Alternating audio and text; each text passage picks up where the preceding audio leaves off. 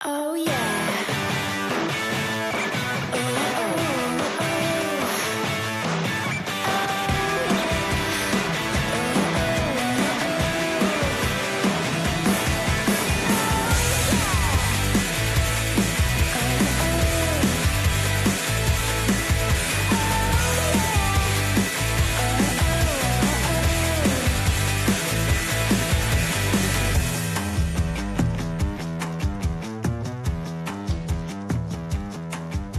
It's been a golden 13th World Military Football Championship as we get set for the most golden match yet. Cameroon looks to become the first ever African nation to win the gold medal. Standing in their way is France, who are trying to win their second in the last 4 tournaments. 24 matches down, 1 to go here in Spokane. As we say hi everybody, bonjour to those of you in Cameroon and France. I'm Alex Gould. Alongside me is U.S. Air Force Staff Sergeant Shelby Pruitt-Johnson. Merci. Thank you for joining us here for some fantastic Friday afternoon football. Partner, great to be here with you. We have told 10 military nations stories for 2 weeks. We have seen the fire out on the pitch. We have witnessed the friendship through sport. And today, we will witness one of these 2 nations be the last country standing. For all the marbles, it's Cameroon and France. Where else would you rather be, Shelby? Well, today is the day out here in beautiful Spokane, Washington. We get to see France and Cameroon battle it out on the field for the 13th CISM World Military Women's Football Championship. Today is the day it's all come down to this. So Cameroon, let's see how they reach their first ever gold medal match, shall we? Our crew put together some highlights throughout the tournament. For Cameroon, it started difficult. A match against the United States, they won 2-1 on a 79th minute goal by Tabe. That proved to be the difference, Shelby. In Group A, they outscored opponents 25-1 in Group A. They beat Belgium 8-0. They wound up beating Ireland 12-0 and Germany 3-0. Only 1 goal allowed for this Cameroon squad. They are hot coming into this gold medal match. Absolutely. They could not make the El Paso tournament in 2018, but they're back and better than ever here on the U.S. soil looking for that gold medal. Tabe had 5 last match. 5. We won't talk about the name. I know our crew didn't want us to shout it out or say the word glut. But 5 last match against Belgium. Boy, she is the goal-scoring leader in this tournament with 8 goals. France has to lock her down if they want to win today. Exactly. We talk about man marking, right? France has to man mark Tabe. She is too quick, too skilled, and she might get a couple more here in the back of the net. And of course, for the French, France, they have outscored opponents 17-1 in Group B. Winners in Group B. Their first 3 matches were fairly easy for the French. They beat the Dutch 8-0. They wound up beating Mali 5-1 and Canada 3-0 despite scoring in that match for the first time in the 62nd minute. But they were battle-tested against South Korea. All France needed to do, Shelby, was tie or win to get into the gold medal match. A 90th minute goal by Rachel Corpos was the difference. That was the game to watch. That was the deciding factor between the bronze and gold medal opponents, and France brought it home, and they're about to bring it home here at the game tonight. I mean, for France, this is the second time in 4 years that they've made the gold medal match. They wound up winning in 2016, the lone gold medal for France. It was in Rennes, France. They beat Brazil 2-1. They got revenge after losing to Brazil in 2015. This French team is built differently. And for Cameroon, they're going to need to make sure that they can stop Sarah Paulison, who has 4 goals herself in this tournament. Well, from the beginning of the tournament, we knew that the French and Cameroon were teams to be in. What a treat it is to see them battle it out here tonight. Both teams getting a standing ovation here as they trickle onto the pitch. Let's take a look at the tail of the tape between the only 2 undefeated teams in this tournament. You see, perfect was Cameroon in Group A. Perfect was France in Group B. We talked about 25-1, the goal differential for Cameroon, 17-1, goals for, 1 against for France, 24-16. I mean, this is mano-a-mano. This is a dogfight. This is what you want for the gold medal match. Absolutely. We're going to see some great football here tonight by both teams. The quickness, the pace is going to be up to par, and then we're going to see the technical skills that the French team has to bring into the pitch. So you see, they're getting ready for the CISM March. This is the biggest attendance we've seen from a non-United States team. It's a very good attendance here, nearest to us on the near side of the pitch. A lot of nations are watching. We can just see from our vantage point right now, we see Germany, we see the Netherlands, we see Belgium and Ireland just in front of us. And you know, there's more nations that are trickled around. Mali's over there in the shade, cooling off there by the locker room after they played Germany earlier today. You see confidence there, making sure the chapstick is on, and boy, is she confident. She's another player for Cameroon that is lethal and can strike at any point in time.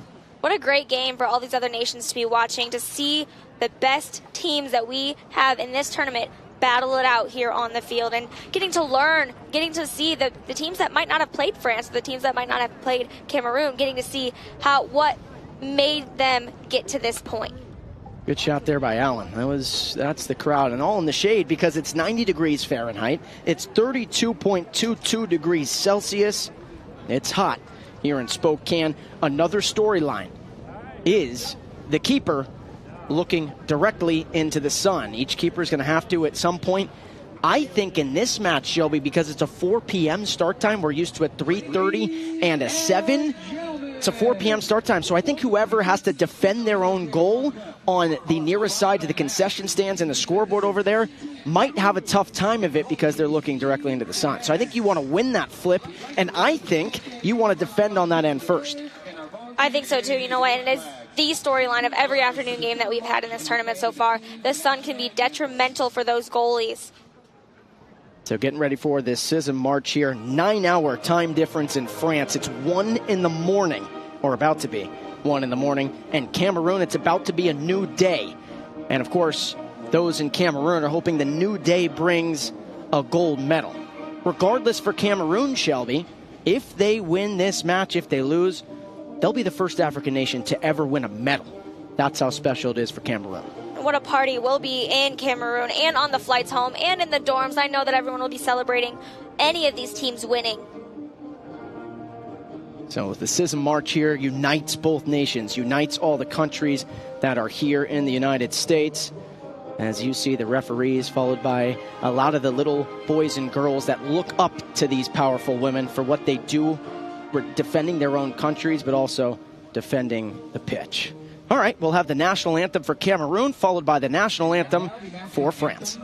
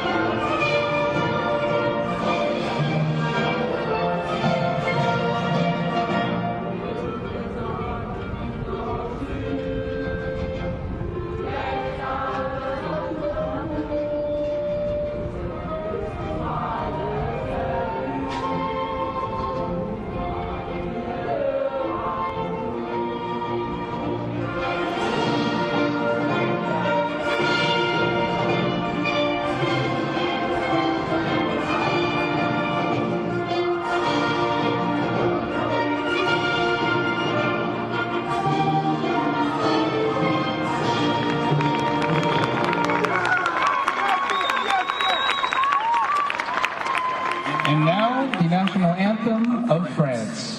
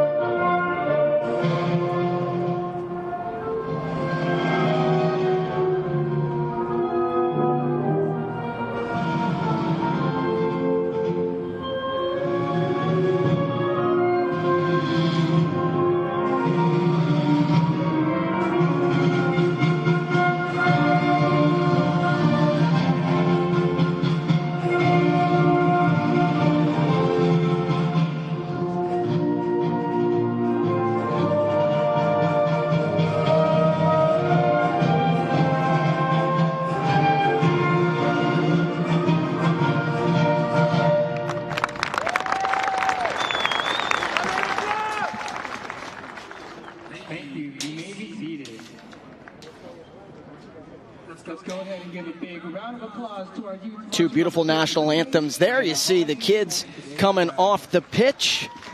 Let's talk about the referees for the gold medal match. 2 from the United States, 2 from South Korea. The head referee is Laura Rodriguez.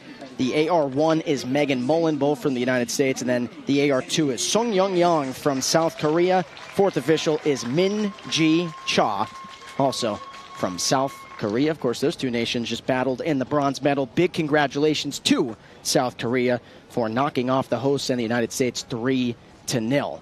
All right, let's take a look at the starting 11. First for France, under head coach Marc Moufra.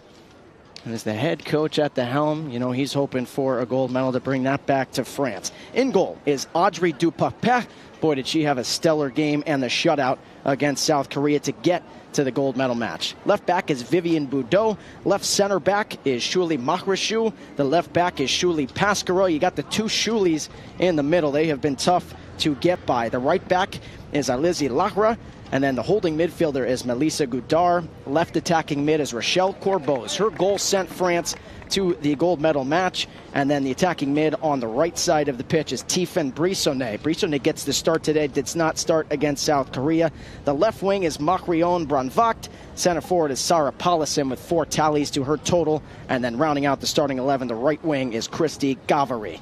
All right, for Cameroon, in a 4-3-3 formation, the same as France, under head coach Solomon Sadako. The keeper is Ungodam. She has been tough, has only allowed 1 goal all tournament. This back line has been just as tough. The left back is Undome. Left center back is Sandrine. She will man mark Sarah Paulison all match long. We can guarantee you that. The right center back is Bakench. The right back is Rita. In the middle, the left mid is Mbo Mozamo. The attacking mid is Eto. The right mid is Chanko. And then the 3 up front for Cameroon. The left wing is Ambianchi. The center forward is Tabe. Tabe with 8 goals in the tournament, 5 last match against Belgium. And then the right wing, ever so confident, is Confidence. Those are the starting 11 for Cameroon. Well, the scene is set, Shelby. The sun is shining. Cameroon, can they bring home the gold for the first time ever for an African nation? Mali, who competed for the first time ever, Shelby, is looking at what Cameroon has done, thinking we could do this in the future. And then for France, the top dogs in 2016 when they hosted in Rennes, they are trying to come out on top again and prevent Cameroon from bringing home those golds. Well, it looks like the French heard you talking about the sun. They're defending.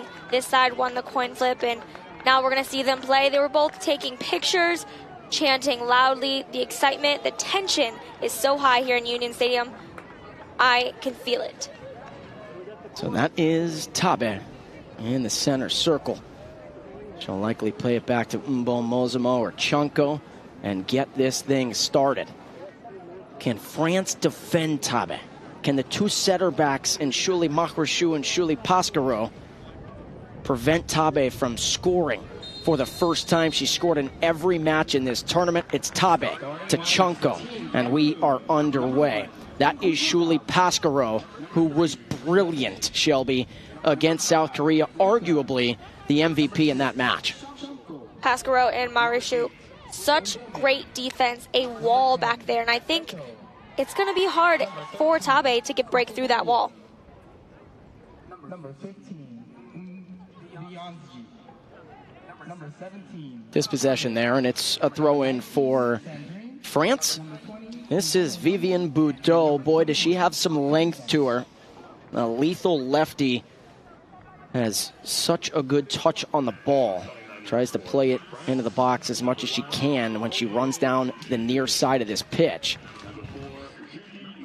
So Cameroon has been tested 1 time, and that was against the United States in their very first match of the tournament. Who would have thought at that moment that that match would be ever so critical? A 79th minute goal by Tabe, who we were just talking about, was the difference between them and the United States going to the gold medal match. When you think about it too, and we've been talking about it too a little bit, in the beginning of the tournament, these teams very new to the area, very new to the play, the turf, the wind, Spokane, after traveling all that way, kind of getting their feet together there in the first couple of matches, but now everyone is on their A game. They've had time to practice, to film, to watch film, to get together as a team, and now they're ready to put it all down on the pitch. Both nations are very tactical. Both nations play with a lot of pace. I think we can say with Tabe right here, could be the first chance. Tabe can't let her get to the left. Tabe with the try, and there's the first save of the match by Audrey Dupapert, the keeper for France. And we were just talking about that. You see there was 2 French defenders on Tabe, and she still got by both of them. Just couldn't quite get enough on the left foot. We talked to a little bit, and we talked about it in the bronze medal match, the momentum that the team gains when you have that first or second attacking offensive play in the first couple of minutes of the game can really set the pace for the rest of the match. And one of the storylines that I was just going to get to is this could be a crossing opportunity for Eto, but no one was there on the backside of the play. Confidence is trying to deflect one off of Lara. But talking about it, for Cameroon, it's the quickness, right? We just lightning speed. And you saw Tabe there blow by any defender she wants to. On the flip side of things, as Rita realized she had to get it out of there, and now the keeper and Godam is well outside the 18, has to trickle back. But for France, give and goes. Just their passing accuracy has been the best out of any team in this tournament. Here's a chance for France. Christy Gavary. Gavary trying to find Paulison. Instead, it is Van Bracht.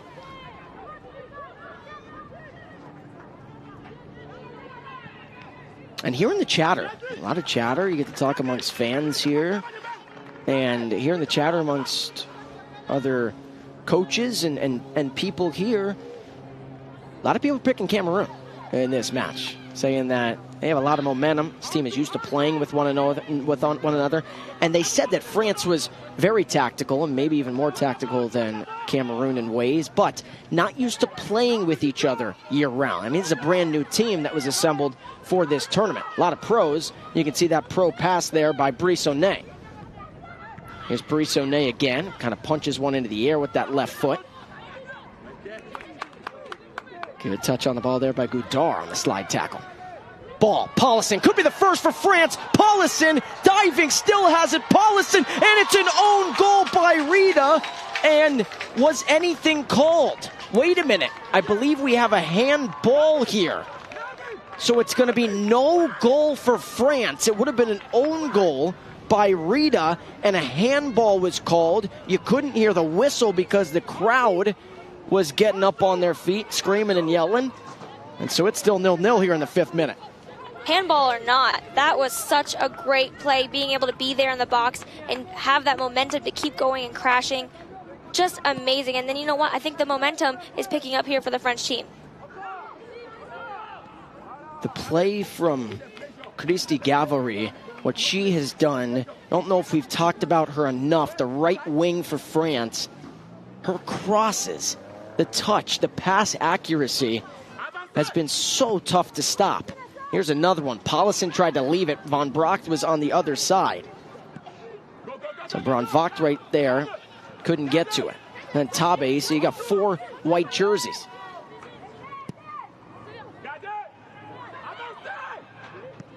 Right now, the spacing for Cameroon, Shelby, is not ideal.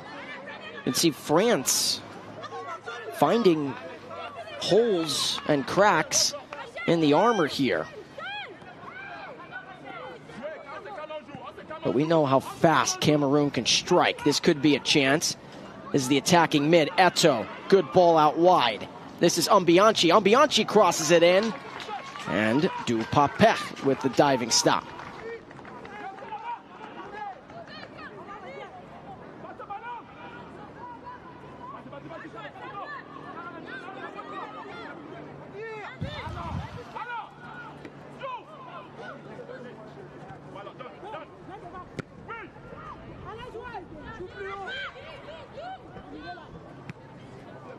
We saw South Korea do this a lot last game, playing through the back, taking the time to let their other teammates set up for a good pass just like that one there.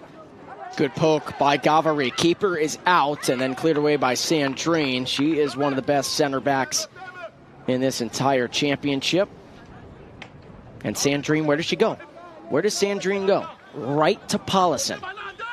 We talked about it in the open, Shelby. Sandrine is going to be on Paulison the entire match.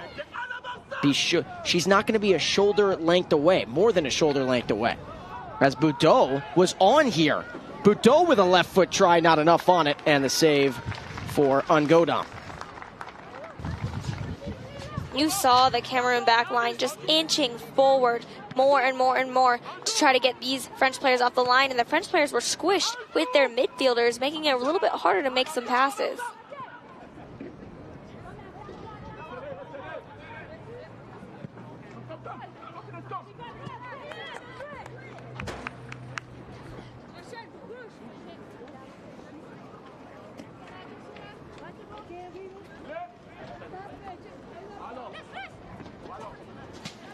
A couple of throw-ins here for Cameroon. 8th minute of the match, still 0-0. Tabe had a pretty good look. Couldn't quite get enough on it, the left foot. Confidence. Tabe back to confidence, but France practices that. They know what Cameroon does. Very similar, almost mirroring the French and what they do as Brissonnet goes down, and that is a foul against Cameroon. Pasquerot knows, like you said, they practiced the give and goes being there. Pasquerot and Marichaux, she knew Pasquerot, if she could get up there and mark the passing, Marichaux's going to mark in case the pass gets through. So they're very, very good teamwork together. The two Shulis, they're in the back line, the center backs for the French.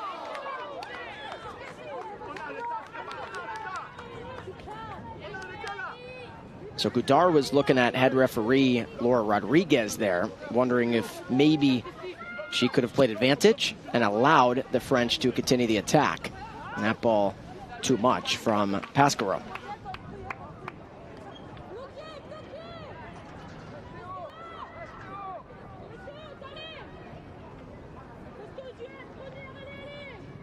So to all of you staying up late in Cameroon, we hear you, we see you, we appreciate all of you guys and gals for watching these women, sticking with them. I mean, the Cameroon fan base, Shelby, has been amazing. All the support on social media, everything that they have witnessed here. Very proud of these women, or a lot of those fans. Absolutely. There's not a post of the game versus Cameroon in any of the nations without 3 or 4 or 5 or 6 Cameroonian flags in the comments. And then for France, it's a little bit later. It's now 1:11 in the morning in France, 9-hour time difference, but it's Friday night, right? So it's Friday night in France, and how about some Friday night French football? That's what they got there, staying up late and hoping that they can witness this French team win their second ever CISM World Military Football Championship.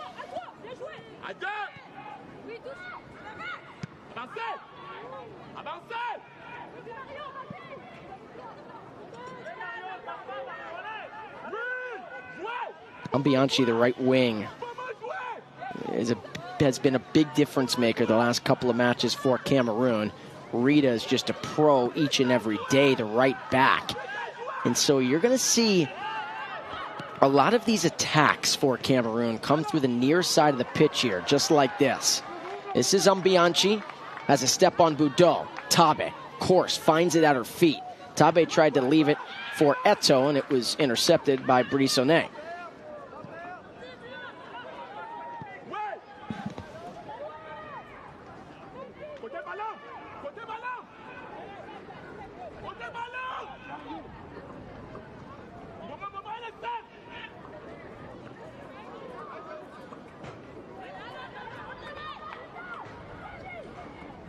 I mean, Cameroon, you talk about video game numbers. Cameroon outscored opponents 25-1 in this tournament.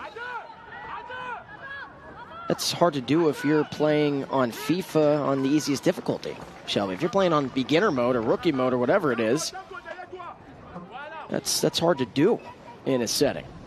And then you look at France, and France's 8 goals behind Cameroon, and they're still at 17-1.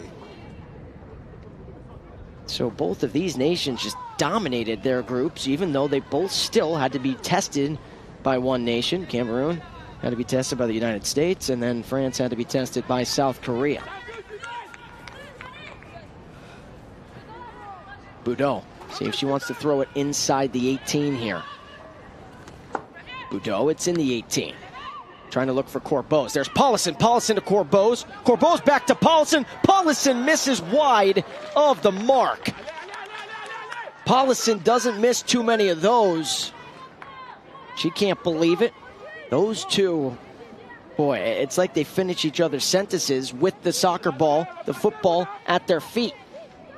One touch there, easy, right there in front of the goal, just having that poise to pass it, to shoot it there, a little bit wide. But other than that, I think it would have made it in. Brissonnet has Bron Vogt. Bron Vogt right foot try and a save for Ngodam.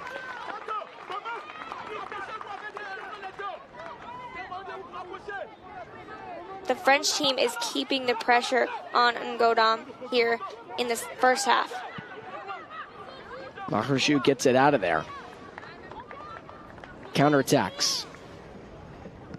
Both nations are going to be so quick. Once the keeper gets the ball and makes the save or stops a cross, you have to sprint back defensively, especially if you're pulling your right and left backs on the flanks.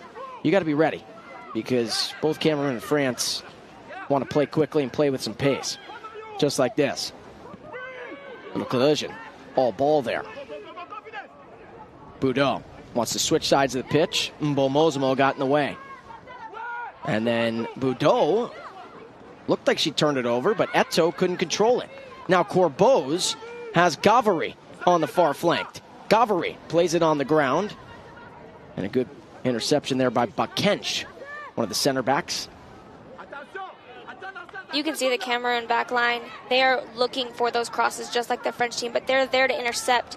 I think it's going to have to be a little bit of air balls crossing it in the middle.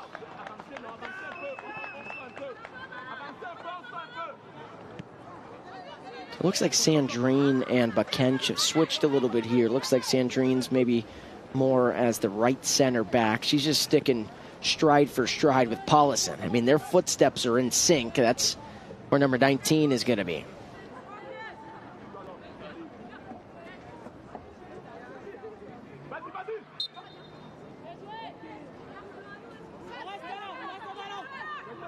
So 15th minute, 0-0. France has had two really good chances. Cameroon had a decent chance, but Tabe couldn't get enough on the left foot. So it's 3 shots to 1 so far.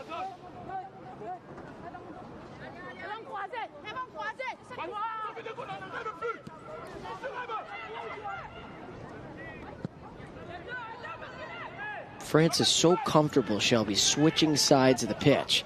The vision, another thing that's hard to teach. How about Brissonnet? Back to Boudot. Boudot couldn't control it to her right foot. Again, she is left foot dominant. She tried to go left to right, couldn't control it, and here's the counter chance. Ambianchi. Ambianchi still has it. Goudart hits the deck. Eto'o. Back to Ambianchi. Ambianchi somehow gets it to Mbomozamo, and then confidence. Cleared away by Lahra. We know once the ball gets to Confidence's feet, something's going to happen. She is so great at controlling the ball, using her footwork, her speed, and making some passes to get it in the back of the net.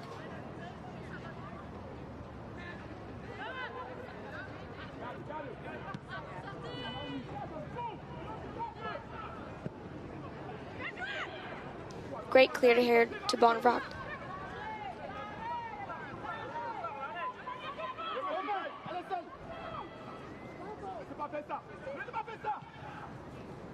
I think Bron Vogt and Confidence, not just because they're both left wings, but they're very similar because they're sneaky.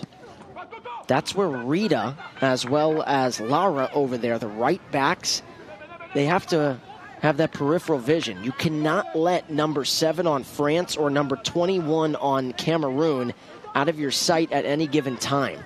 And we've seen that a couple of times. Rita's cheating in the middle of the pitch. You can see her on your screen there inside the center circle, but Brandvogt is wide open here on the near side. That was a wild shot attempt from way outside the 18. And now Rita comes back to make sure that Brandvogt is taken care of. You know, we saw that in the last match as well. Leaving that flank open can be detrimental for the defense because that's where things start to happen, good things. And here's Corbeau's, the hero for France. Brandvogt again. We just talked about it, Shelby. Brandvogt with a right foot try, and what a slide tackle by Rita. So maybe, Shelby, even though Brandvogt was creeping again, maybe Rita just trusts the Jets and trusts her feet and footwork and speed to get back. And that's a daring slide tackle inside the 18 as Paulison now is on. Paulison from 22 yards out off the American football crossbar. It's a goal kick for Ungodam. My first thought about Brandvogt out there in the wide, perfect pass like we were just talking about. She was sneaking in. I think she was a little bit too patient. We know that the Cameroon team has so much speed, so we can't be waiting too long, even if it was a tad bit, to make those shots. And I think Paulison on that attempt could sense the backs right on her back and realize that she wanted to take one from about 22 to 23 yards out. Bar Rodriguez played advantage and now calls the foul. That was delayed there. Brandvogt trying to say, hey, you didn't call anything, so I played it on. And Boudot would have had a one-on-one with the keeper. Boy, that one's tough there for France.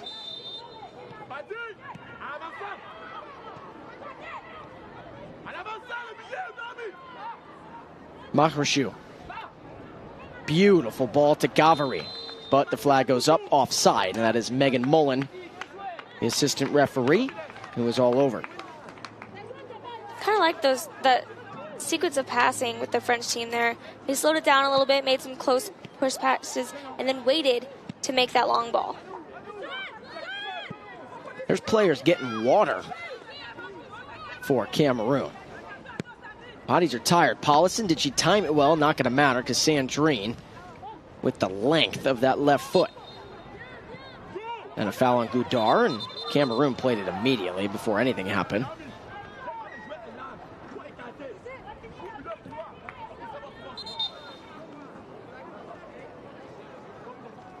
So 0-0, 20th minute. Water break coming up here in about 2 to 3 minutes or so. Again, there's one water break in each half because it is hot. But Cameroon, some of their players have taken a couple of water breaks already. Made sure that they stayed hydrated. Ambianchi. Working on 2 defenders. Makes a move. Ambianchi trying to cross one in if she can. Now stopping on the ball. Good interception there. And help. That's the left wing, and Brandvogt getting back. Mbomozamo. They're looking for Tabe. It's going to be physical. And yet again, Rita's going to have her work cut out for her, Shelby. She's going to need some help over here on the near side. They continue to play through Brandvogt. I think they have an advantage on this near side of the pitch. She's doing a great job, too, at going to the ball, making sure she's receiving the passes that are passed to her, and making sure that she's not letting any of her teammates down.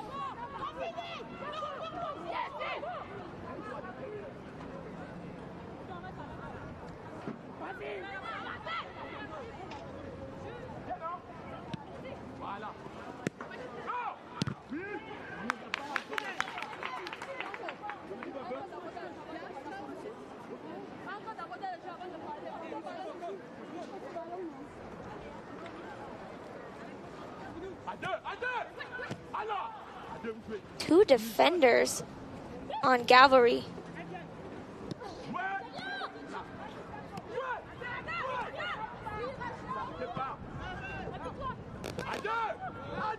So here's Paulison, and out wide. This is the right back in Lara. Good give and go. And cleared away by Kench. I don't know if you saw it, Alex, but Sandrine just being on Paulison was really shut down Paulison right there at the front. Like you've been saying, that is her mission for this game. Yeah, you're going to see Sandrine stride for stride. You can see her there on the corner of your screen right there. Those two will be stride for stride the entire match. Here's Paulison, but Paulison is offside, and that's because Sandrine is so witty, Shelby. She took a couple of steps forward to bait Paulison into the offside. But also we know a lot of you are commenting, maybe back in Cameroon or France. There's a lot of lines on the field here, Shelby, because this is an American football field. So this is a joint high school football stadium. The Meade Panthers, you see in the end zone over by the goal where Ungodam is defending, and then where Dupapech for France is defending, that is Mount Spokane Wildcats. So this is an American football field. It's turf. It's not grass. That's why you have those lines out on the field. But Cameroon and France, used to it by now, understanding the boundaries, where the touchline is. And both teams still know how to give and go, I'll tell you that. That's what we were talking about a little bit earlier, is the few first games, you're really getting used to the field. But this is the last game of the tournament. These teams know what to do, how to play, and have adjusted to this field to make sure they're playing the best game they can. Bianchi. Confidence with the speed. You got to be careful of Confidence, and Confidence connects. The first for Cameroon here in the 24th minute. A salute to those back in Cameroon and who have traveled here to Spokane. Confidence showcasing her speed, connects on her third goal of the tournament.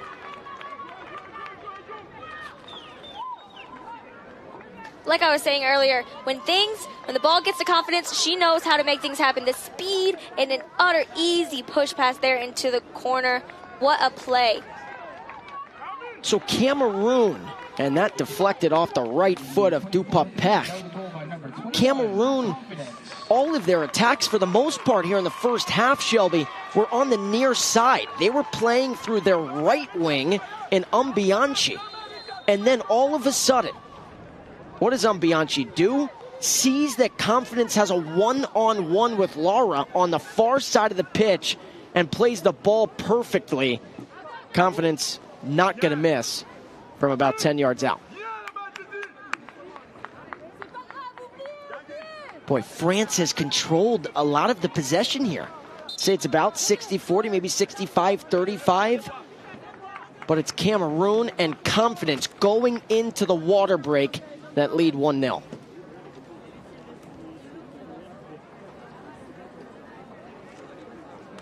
Well, speaking of goals, let's take a look at some of the top scorers in this tournament.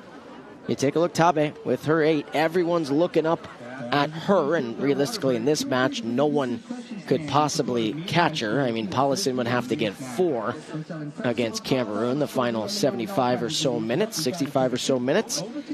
But 1-0, Confidence with her third tally of the tournament. That is how quick Cameroon can strike.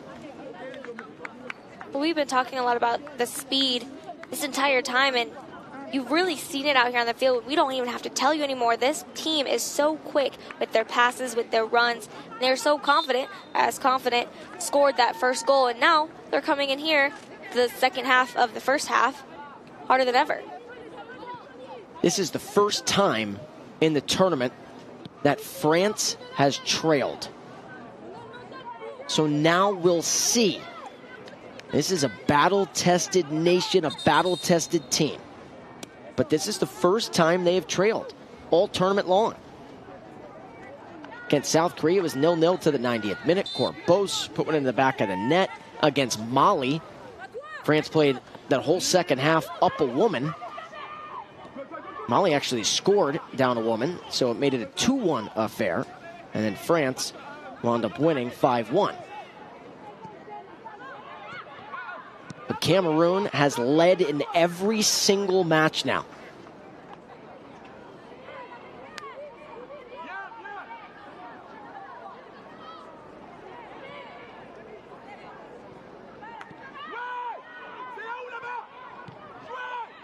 And France, another point we got to talk about. France has 17 goals. But in the first half, Shelby, they've struggled at times putting one in the back of the net. So you see the good closing speed there. And the clearance. That was Ndome. But France against Canada. Canada packed. Played everyone on their defensive third. Here's Paulison, Sandrine. Brissonnet, and the win on that 50-50 ball by Ambianchi.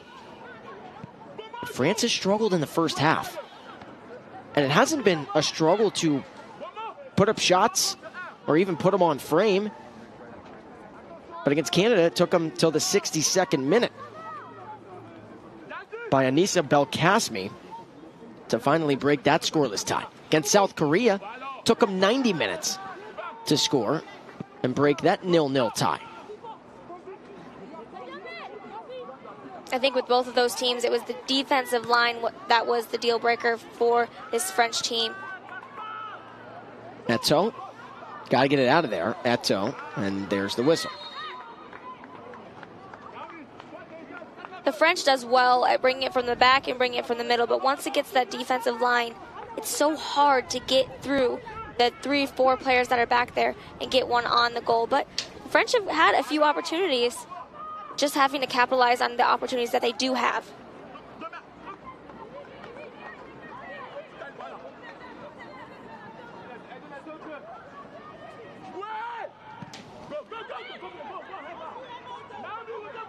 Skied into the air. Tabe pokes one. I'm not sure if he was trying to chip it over the keeper and Dupapet, but Tabe couldn't control it with the right foot. That's a sigh of relief there for France. Then the last 10 minutes or so, Shelby, France in the back line has been tested as much as they've been all tournament with confidence in Tabe. You know, with that play in particular, I was a little bit surprised not to see confidence on the back end of that goal, ready for a deflection like that.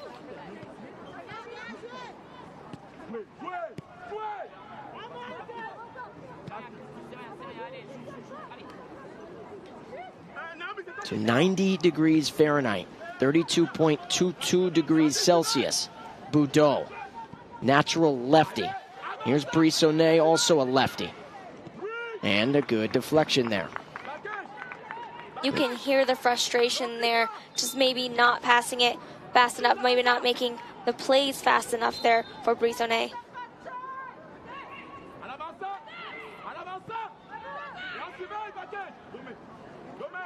The majority of attacks so far have been playing through the left backs for France.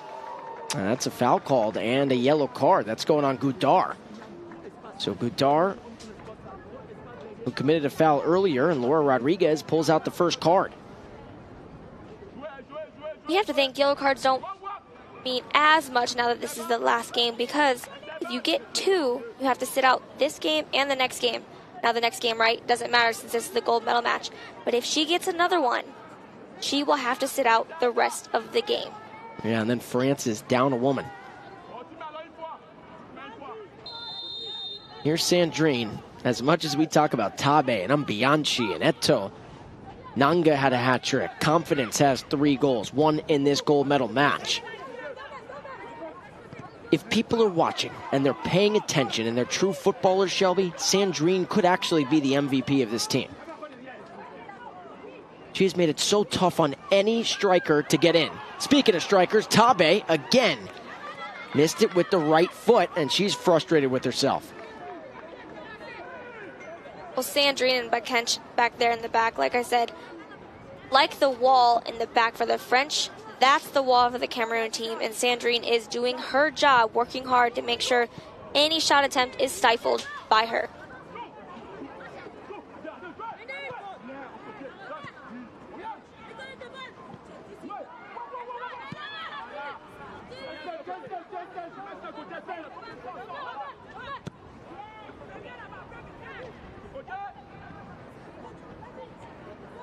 Even Tabe's ability to control it off the chest is so impressive. On Bianchi, onside, Dupapet got the right foot, realized she couldn't get it with her hands. Had to sort of slide tackle there, and that was the right decision. Well, after that slide tackle, it almost looked like she lost it there on the side, and one of the Cameroon team members, the offensive, probably could have passed it in there. Confidence. Chonko, right foot, right to Dupapet. Don't forget, Ungodam has to stare into that Spokane sun in the second half. Normally about, what do we say, 5:15, 5:30 local time, Pacific time. Right now it's 4:34. It's when it starts to get really bad. Good ball, but too much. Said good ball, it was a little strong that time from Godard. Good idea. Little less better of a ball. Right.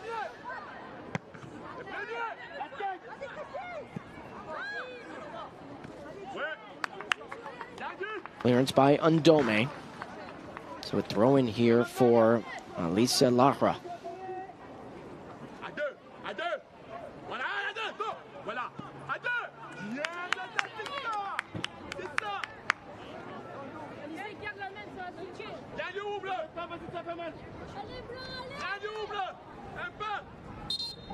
In case you're just tuning in, 1-0 Cameroon. Confidence scored in the 24th minute of the match, right before the hydration break, on a beautiful pass and cross to the far side of the pitch by Ambianchi. The vision to see that Confidence was making that run.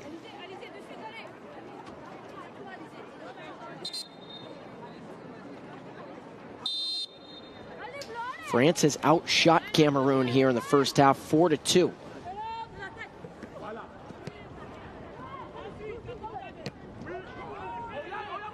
Here's Ambianchi, and she control it.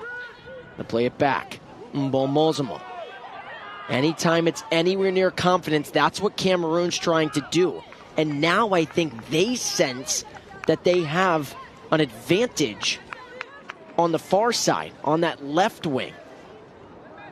And what they're trying to do, Shelby, it seems like, is even though they're playing through the right wing and Ambianchi and to the near side, they're hoping that they can get Confidence on a 1v1 with Lara. They think they have an advantage there. It's what you saw, and that's how the goal was scored. Well, too, when you're playing through Ambianchi, any cross is going to hit either Tabe or Confidence. Here's Paulison. Oh my, what a stop defensively by Rita. She's the right back. Bronvogt was wide open. If Paulison connects on that pass, Shelby, it's a one-on-one between Bronvogt and Ungodam.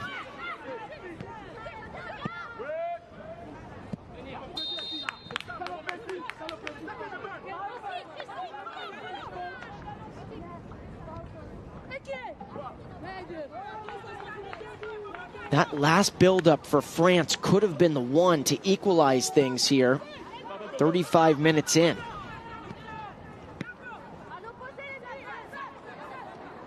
Paulison gets it past Rita. It really was only Bronvogt and the keeper in Ungodam. Another ball. Bronvogt again, Rita sliding and making the defensive play. I mean, you were talking about Sandrine, but Rita has been really showing her defensive skills here in the past couple of minutes. Rita, she covers so much space so quickly. I mean, really, it's like she's daring Bronvogt to try and get by her. Her closing speed, her ability to get back to the middle of the pitch or get out wide is sensational. Well, when you were saying a little bit earlier how Bronvogt was kind of sneaking around and how Rita was kind of giving her a little bit of space, that was my first thought was, I think Rita can get back in enough time.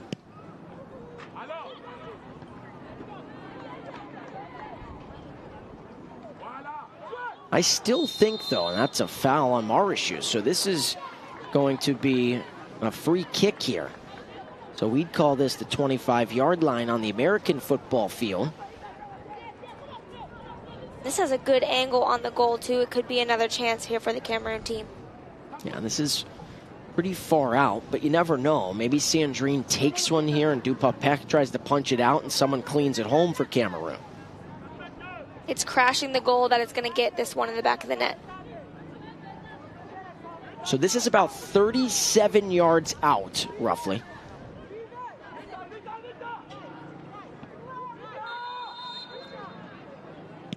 Sandrine on the ground, off the right foot of Eto'o. Now we'll see if France can counter. Chanko and Brandvacht.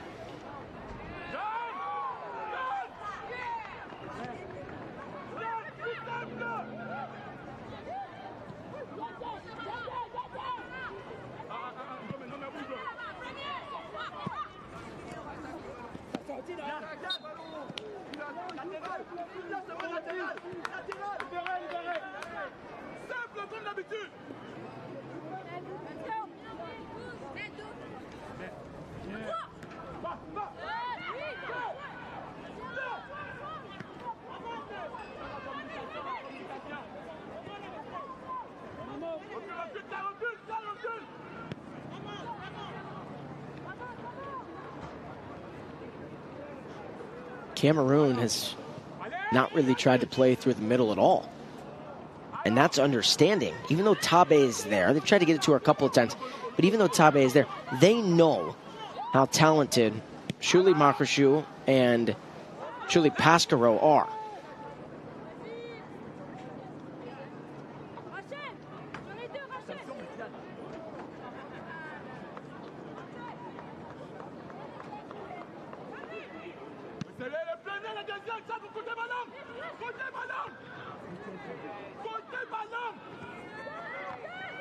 Boudot. No one helping Rita right now. Out wide, yet again, is Brandvacht. Rita's so comfortable, gets back. Brandvacht, too much.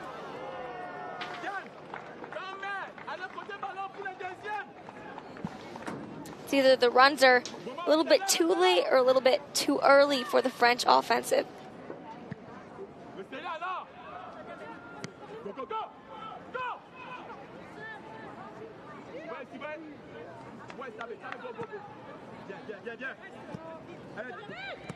So earlier, in case you missed it, I know it wasn't streamed, but Belgium beat Canada. It's Belgium's first win of the tournament. Belgium beat Canada 2-1 in the 9th place match. Then the Netherlands defeated Ireland 3-1. So a battle of two European counterparts. And then Germany defeated Mali 1-0 right here at Union Stadium. And then in the bronze medal match, South Korea defeated the United States 3-0. Paulison, Boudot. Boudot couldn't get it by the right foot of Mbo Mozomo. Gavary. Ondome. Dispossesses Gavary. Brissonnet, so swift. Here's Goudart. Not enough on the pass. Picked off by Umbianchi. You can see the entire Cameroon defense has pushed up, leaving Paulison offsides and a couple of other French offensive players offside so quick. And that's how they keep getting caught as well.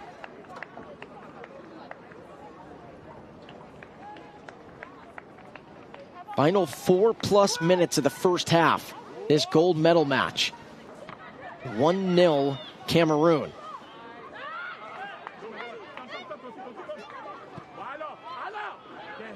France, their attacks, though, Shelby, have still been good. There's a lot to talk about, I think, if you're Cameroon. It's exactly this. Brandvacht. Brandvacht left foot try and almost slipping was on Godam, who then falls on the ball. I know Rita has the closing speed. I know she does. But she's going to need some help on this left wing side for France, because France has built plenty of their attacks, and I think that's what head coach Solomon Sadako is saying over there. He's looking, he's saying someone has to help Rita. As good as Rita is, as much as they trust her, I mean, Brand Vogt every time is slipping through. I think Ngodam, too, is almost expecting a shot almost every time from Brand Vogt, and maybe switching it up a little bit will cause a little bit more of an opportunity on the goal there. And Ngodam is so good at getting those balls that are near her and even reaching for the balls that are anywhere other on the sides or in the corners. But something a little bit more unexpected to get into the back of the net for the French team.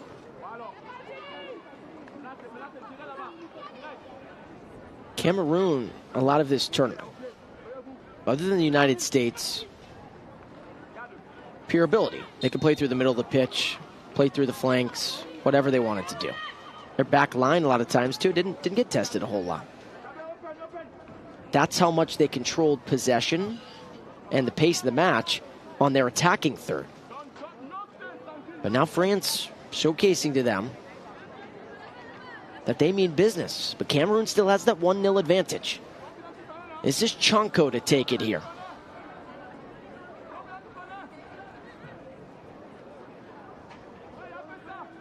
This would be something if Cameroon could set up a second just before halftime. Chonko to confidence. Back to Chonko. Trying to find Tabe, but too much.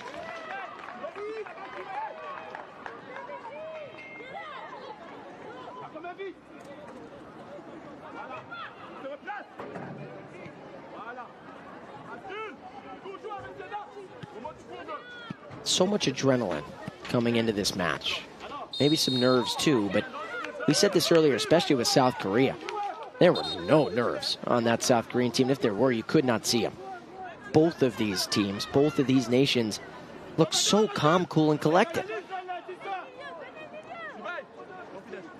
Couple of passes here and there, maybe off the mark, but both teams as confident as ever heading into this match, and they have showcased it here in the first half. We have to think each team probably has a little bit of jitters going into the gold medal match. But you're right, you can't tell out on the field. They are so calm and poised with their passes. Cameroon's playing like it's just any other game and doing great. Corpos looking for Arashu. Couldn't find her.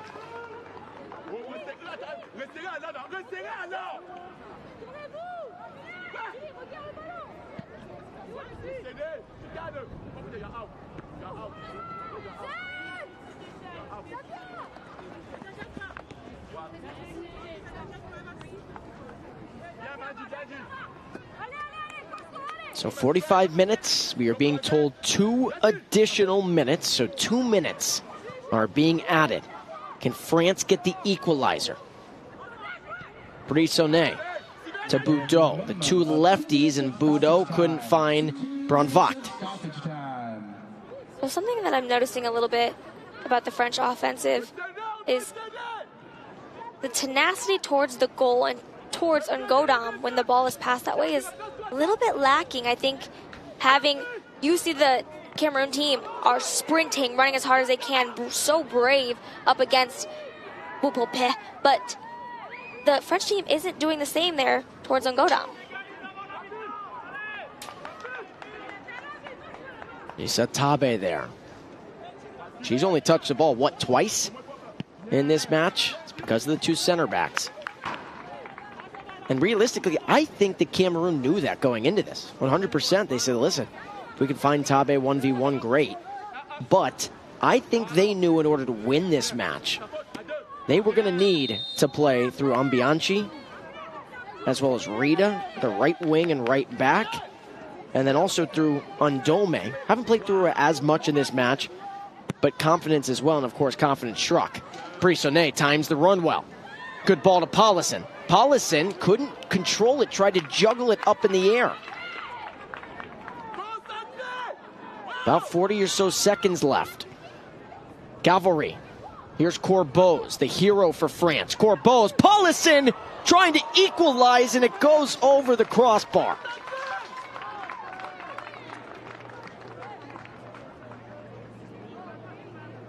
We've seen exactly that from France all championship long. One pass, immediate second pass to a third. Whether it goes into the back of the net or not, you're proud of the way you set it up. Paulison, of course, was hoping that that would equalize things just before halftime. But if France keeps doing that in the second half, Shelby, one of those is going to find the back of the net, and that is the whistle. We are at halftime, 1-0 Cameroon. Despite France controlling much of the tempo, outshooting Cameroon 6-2, it was a 24th minute goal by confidence that gives Cameroon the 1-0 advantage. Well, leaving the first half here up 1-0, it's got to be such a great motivation for the Cameroon team. And coming out here, getting to talk some strategy in the locker rooms, and then coming back out. We'll see if it's the same match or if it's going to be a little bit different for the French and the Cameroon teams. Our final package here at the half by our line producer, Matt Hester. He caught up with South Korea and the bronze medalists who defeated the United States 3-0 in the match prior. He caught up with Min Jin Kim as well as Do Young Ban to talk about how special that win was. We will see you guys on the flip side of this break.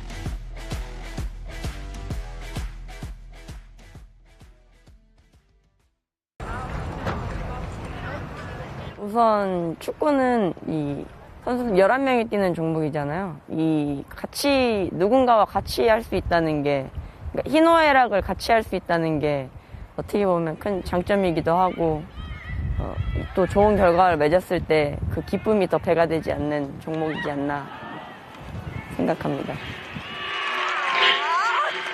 일단은 오랜 시간 비행기를 좀 타고 와서 그런지 조금 시차 적응이 좀 힘들었지만, 그래도 저희가 준비했던 만큼은 아니지만 그래도 다 같이 하려는 게 있어서 재미있게 게임했습니다. 일단은 그러니까 이 한국을 대표해서 나왔다는 것 자체도 영광이고, 또 그 와서 응원해 주셨을 때 같이 환호해 주시는 게, 이걸 보면은 더 굉장히 큰 기쁨을 느끼고 더 자랑스러운 것 같다고. 대한민국! 이 팀과 함께 하면서 다른 팀과 다르게 뭔가 가족 같은 느낌이 많이 들었다고 해야 되나? 그래가지고 뭐 슬픈 일이 있든 기쁜 일이 있든 함께해서 모든 게 다 좋았습니다. 우선은 이렇게 멀리까지 와서 경기를 하게 됐는데, 항상 좋은 결과를 가지고 가겠다고 시합을 나오지만 뭐 결과는 뜻대로 되지 않는 게 시합인 거고, 그래도 이 미국에 와서 저희가 끝날 때까지 최선을 다하는 모습을 보여드릴 테니 계속해서 응원해 주시기 바랍니다. 저희가 목표한 바를 이룰 수 있게 최선을 다할 테니까 항상 많은 응원 부탁드립니다.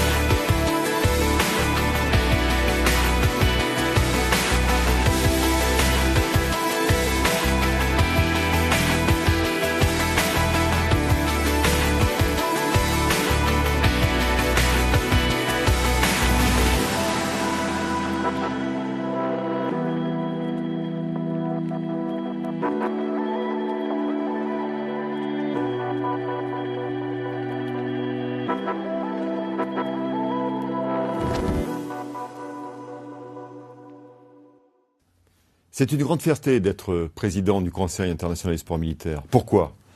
Parce que ce CISM, c'est d'abord une organisation internationale universelle. Elle réunit 138 pays venant de tous les continents. Et ces pays partagent les mêmes valeurs, la fraternité, la solidarité, le partage. Ces valeurs, eh bien, c'est la devise du CISM, l'amitié par le sport. Ce sont les fondations du CISM qu'il faut absolument préserver. Demain, quels sont les enjeux? Ils sont simples, ils sont de 3 ordres. La première, préserver, conserver, développer l'organisation du CISM comme étant une organisation mondiale reconnue par l'ensemble du mouvement sportif international. Mais aussi axer le développement sur la reconstruction par le sport des blessés militaires de tous les pays, pour les inclure dans des compétitions internationales avec leurs camarades valides. Un axe majeur sera de développer la coopération technique, la solidarité entre les différentes nations.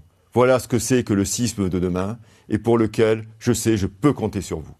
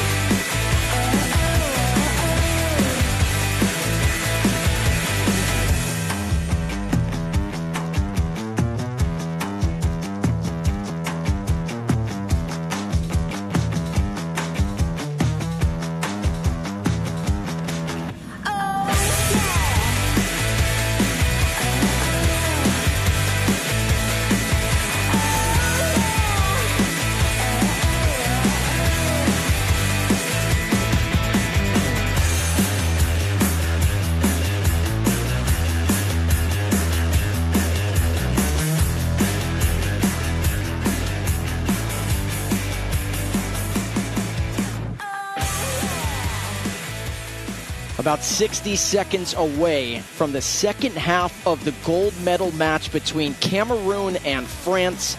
Alex Gould, alongside me is U.S. Air Force Staff Sergeant Shelby Pruitt-Johnson. Shelby, 1-0 Cameroon. Let's take a look at the highlights from the first half. Before we get to the goal by Cameroon, Tabe had a chance here about 7 minutes in, played it to her left, couldn't get enough on the shot. But then France, after that, dominated on their side of their attacking third. You saw that chance there by Paulison. She had a couple of different chances, and then confidence right there with the strike. In the 24th minute, she could hear the fans celebrating in Cameroon. That's the difference here going into the second half. Cameroon up 1-0. Like you said before, the French, after that score, they really took that and now made it into a lot of possession in the later minutes there after that hydration break, and they had a lot of chances through Bronvach to Paulison there in the middle, and now Ngodom's going to have the sun in her eyes here in the second half. Yeah, that's a big point. Again, that sun, it's not going to quite set in this match, but still, got the sun in her eyes. Could be a difference maker. All right, let's talk adjustments for Makmoufra's group and France. What do they need to do here to equalize at 1? So I think it's a little bit about tenacity. There's been a lot of goals crossed, sent to Ngodom with not a lot of speed, just near the goal box in general. And the French team, Paulison, the offensive line, I think could crash the goal, maybe cause the deflection, cause some pressure, and be able to get it in the back of the net. Otherwise, they look a little bit tame in the front. And I think all eyes here on the second half are on Rita, the right back, and the left back, and Marianne Bronvach. I said left back, I mean left wing. Because Rita, as good as her closing speed is, she's one of the best backs in this tournament. But the eyes are on her because at times she trusts her legs to get back. But if Boudot or Corbos or whoever it may be, Goudard, plays a ball to Bronvach with space, there's a chance that France could get a one-on-one between Bronvach and the keeper and Ngodom. Yeah, I think, too, the offensive line needs to time their runs a little bit. We've seen in the first half a lot of offense calls, and Cameroon knows that. They're making the two steps forward to get the offensive line off sides, and it's happened one too many times. I think the French needs to learn from that in the first half and make some adjustments on their timing when they're running. We are underway here in the second half. Will 45 minutes decide it? We reminded those folks in the bronze medal match. There are no draws, of course, because this is the gold medal match. So, if the score is tied after regulation, we will go to extra time. We will have two 15-minute extra time frames. You can call them halves, whatever. No golden goal. Good interception there by Umbo Mozomo to get on the ball. And then if it's tied after those 30-plus minutes, penalty kicks to decide the gold medal winner. Gavary looking for Corbos. It was booted away. And this is a throw-in for France here on the near side. There is one substitution for France at the half. Maybe a little bit surprising. Vivian Boudot is out. This is inside the 18. Brissonnet tried to find it. Vivian Boudot is out. Checking into the match is Vahey Sahman. So Sahman is in, Boudot is out.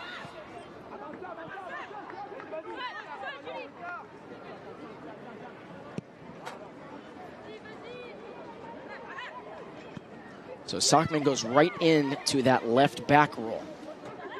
Bronvach. Paulison leaves it. Corbos could have one, and there's the equalizer for France. Not even 90 seconds into the second half. France was threatening the entire first half. How about the deke by Paulison to leave it for the hero in Corbos? And we are tied 1-1 in the 47th minute. It's the awareness. You can see her looking around. She knows Corbos is behind her, leaving it there for a nice push pass in the corner. All day, every day, that's going to be a goal. And what did we say? Who set it up? But the left wing and Marianne Bronvach set it up for France. We said there was too much space in that first half. Bronvach gets the space, crosses one in. Paulison. Oh, what a witty play to leave it. And Corbos has the equalizer. Now, even playing field again for France and Cameroon. Ready to see who can make that one up on the pitch here. And we saw Gavary here just a little bit ago telling her team, okay, great, we made the goal, but let's calm down. Let's focus here in the second half to get one more in the net.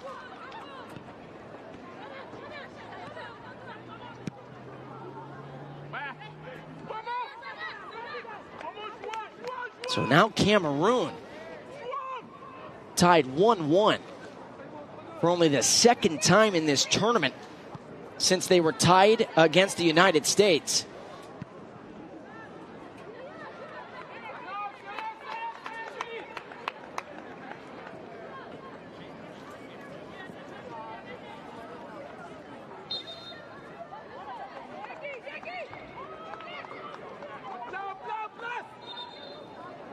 An illegal throw in there for the Cameroon team. And you can't have that in this second half. Not in a gold medal match. Fundamentals have to be there. I know it's just a throw in, but you don't want to set up a second here for France. Corbos was looking at Brisonnet. Brisonnet actually cut back to the near side of the pitch. I thought Brisonnet was going to go out wide a little bit more in the middle of the pitch. I think that's what Corbos wanted Brisonnet to do. Right, a little too far. And on Godam, you see, she's got the hat on. She knows she's staring into the sun. This is an advantage for France. I know there's people at home watching saying, come on, it's the sun, you know, both sides get the chance. It's going to get a lot worse. That's why Godam has the hat on there. We have seen 3+ goals in this tournament be scored because the keeper can't locate the ball. This is Gavary. Working on Ndome, 1v1. Back to Brisonnet. Excuse me, that's Corbos. Corbos to Gavary. Gavary, can she set up a second? Gavary, Paulison leaves it again. And maybe that's one of those where Paulison could have tried to one-time it in the air on that right foot.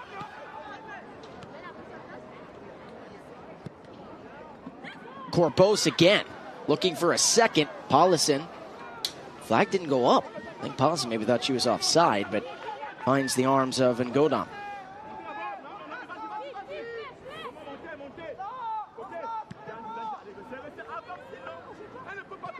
I mean, we said it though, Shelby. You could sense it.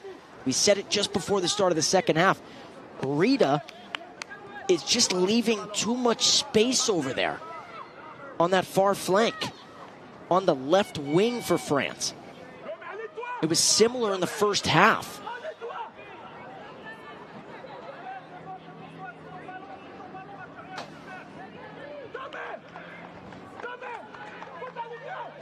France, who controlled possession about 60-40 in that first half, maybe a little bit more than that.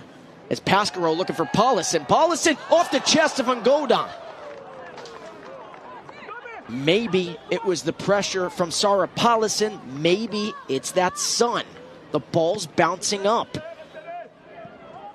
When it gets up higher than about chest length, that's when that sun becomes a factor. And that's kind of what I was talking about there. Paulison being right next to Ngodam, providing that pressure and being there for deflection off the ball to just do a one-touch there in the net.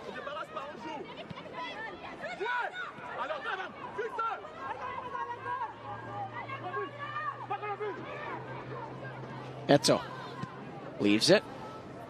Chunko. Here's confidence. 1v1 with Lara. And Lara this time says, I'm not messing with that. I'll force the corner. I don't care. She knows how much speed Confidence has. She'd rather the defense reset. I think that might have been the best play there for her too, just being able to know her options and what needed to be done there. So Confidence going to take it here on the near side. She scored the lone goal in the 24th minute. Can she set up a second to put Cameroon back on top? And that ball was too low. Couldn't find anyone. Bomozimo. Eto. They're trying to find Tabe. But that time, Shuli Mahrushu was all over the back of Tabe. So Sandrine, who is sticking stride for stride with Paulison, it's similar to both Shuli Pascaro and Shuli Mahrushu. The two Shulis, their assignment in this match, in this second half, is Tabe. You know, Marc Mufra and the rest of the coaching staff said to the two center backs, if we lose, we lose. We can't let Tabe score.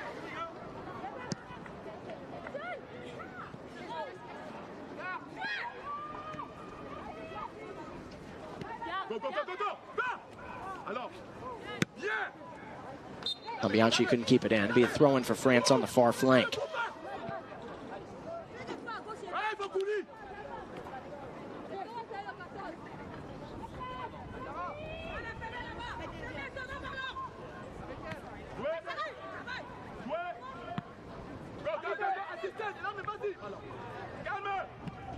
And that's been part of the strategy for Cameroon.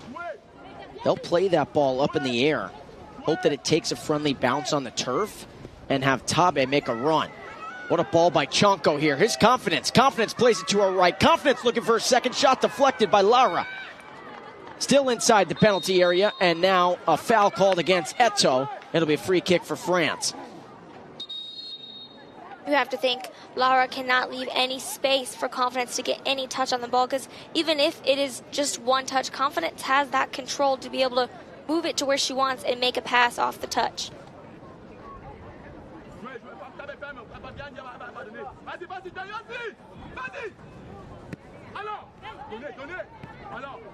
I'll tell you what, I've liked Cameroon's response here after allowing that quick goal about 90 seconds in to the second half.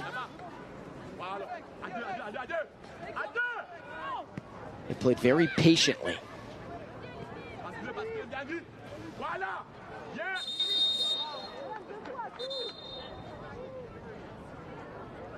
Confidence going to get talked to here by referee Laura Rodriguez.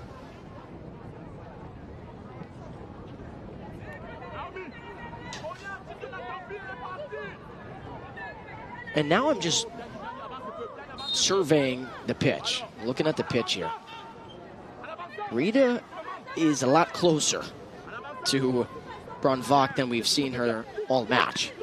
And that's an adjustment, I think. Solomon Sadaku probably said at the half, but also has said here after that goal. So Goudart slipped. Action cannot be made because Mahrushu was there.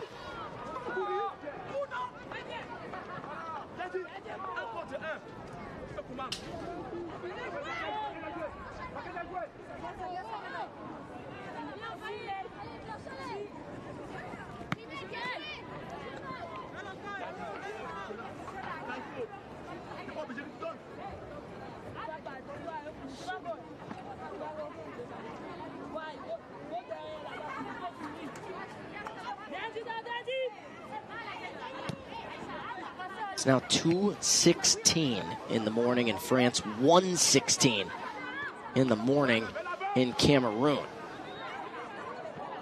Fans staying up into the wee hours of the night, early morning to check out these two in the gold medal match. And Laura Rodriguez just warned Confidence. She was just telling her, told you once, twice, three times, that's it. Next one is a card, and now Confidence gets a yellow card. So Goudart has a yellow card for France, the holding midfielder, and now Confidence has a yellow card for Cameroon.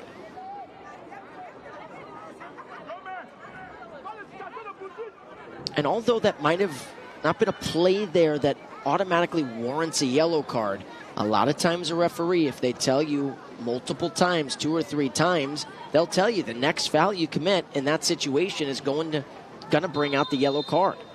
That's what happened there with Laura Rodriguez. Lara, good ball. Gavary, here's Lara. Deflected, and it will be a throw in here for France right by the corner flag. Playing it quickly. Gavary, right foot. Into the arms of Ngodam.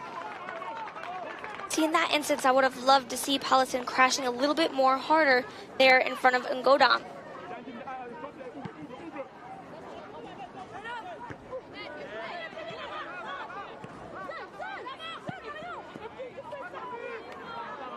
Brissonet looking for Paulison. Boy, the ball was there, but Paulison didn't time the run. That is the assistant referee putting up the flag there. An assistant referee, of course, is So Young Yong.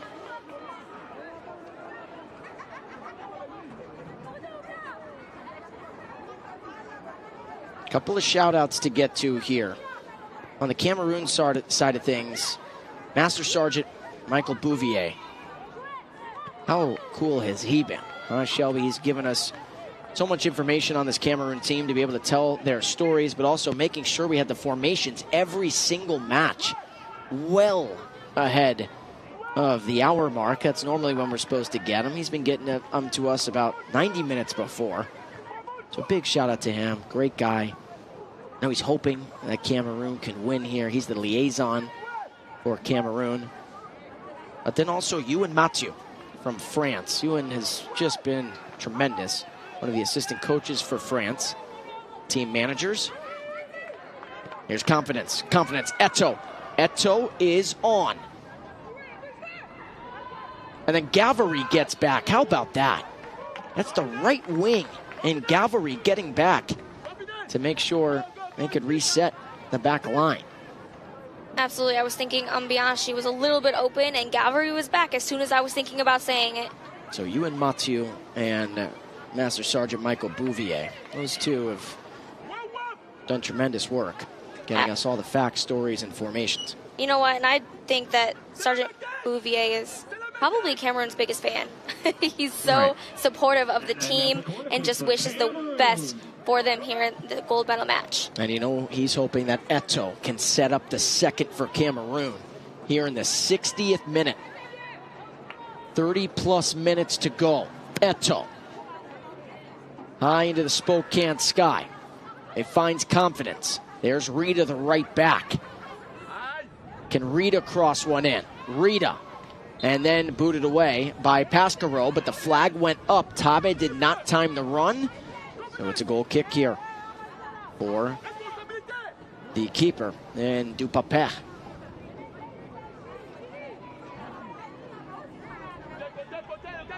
Final 30 minutes, Shelby. Final 30.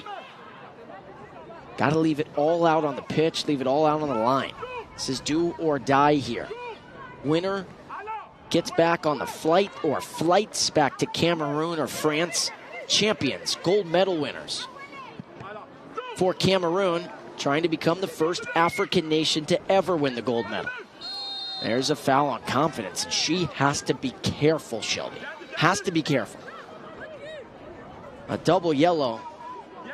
Cameroon's down a woman and down one of their best players. But France trying to win for the second time ever, be the second in the last 4 tournaments. They won in 2016. You have to think the pressure is a little bit off from France now that they are tied up, but both teams now, even playing field, have to play their best game here in the second half and dwindling minutes. Confidence didn't get a great touch on that. It's Paulison. Paulison, and then a good deflection. Mbo Mozamo has been really impressive today. Now that's a handball, it looks like, on Tabe. Maybe a foul. It's one of the two, so it's a free kick inside the center circle. And Goudart is still down.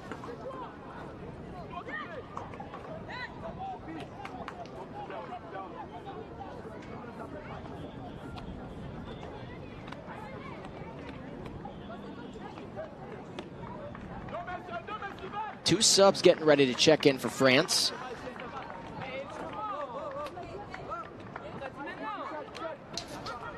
And now we will get the subs. So 20 is coming into the match. That is Lena Tivillon. Tivillon had the dramatic assist in the 90th minute to Rachel Corbeau's to give France the 1-0 advantage. They wound up holding on. 1-0 to beat South Korea to get to the gold medal match. This one, though, surprises me a little bit. Fanny Prony is into the match, checking in for France. She's checking in for Christy Gavary. And Tivillon is coming in for Braun Vogt. So Braun Vogt is out. And I thought Braun Vogt was playing exceptionally well. But again, when you have Tivione and Prony off the bench, and here's Tivione right away trying to make her mark. Tivione ran out of space, but it was deflected by Rita, and Rita can't believe it. And I actually thought maybe that was off of Tivione. I thought maybe that should have been a goal kick. I think, too, I was a little bit surprised to see Braun Vogt getting taken out. But like you said, fresh legs can make good things happen. Prony and Tivione have done so well here on the flanks. Here is Rochelle Corbeau, scored the first for France. And now a couple of players going to get talked to here inside the penalty area. Corbeau has now scored back-to-back for France. You think she doesn't like a flair for the dramatic? Trying to set up the second to give France their first lead. Paulison back out to Corbeau. Corbeau's into the air and caught by Ngodam, and offside was called. Ngodam wanted to play it right away. Brissonnet read that like a corner in American football. Great hustle there by Brissonnet. Interception, well done. Yeah, she wanted to take that into the end zone for 6. And now a throw in here for Cameroon on the near side. With each moment that passes, with each second that passes, the legs start to get a little bit more tired. The pressure starts to mount a little bit more. And the sun starts to set a little bit more. Exactly. So a free kick here for France. Cameroon has had a lot of whistles called on them here in the second half. This is Julie Pasquarot to take it.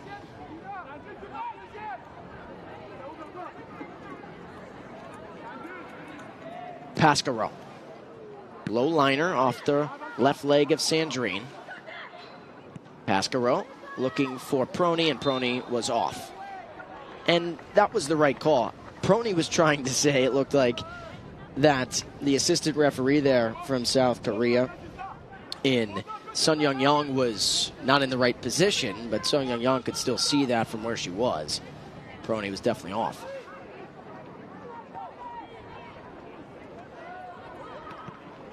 Cameroon doing a great job winning those 50-50s in the air. And oh my, the yellow card came out there, Shelby. It's a yellow card on Chunko. Confidence was the player closest to Makrashu right there. Excuse me, Brissonnet. And so that's a yellow card on Chunko. So now 2 players for Cameroon have a yellow card. Like we said, tensions are high here on the pitch. Things might get a little bit more physical, and that's just the girls trying to get one in the back of the net. Julie Makrashu to take it here for France.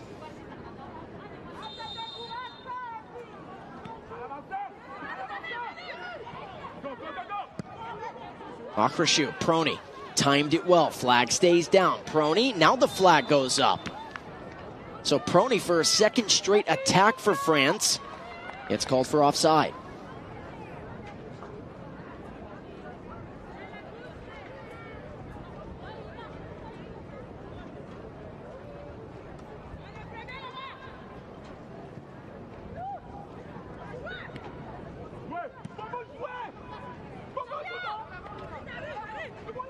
France again has controlled this second half. They are outplaying Cameroon.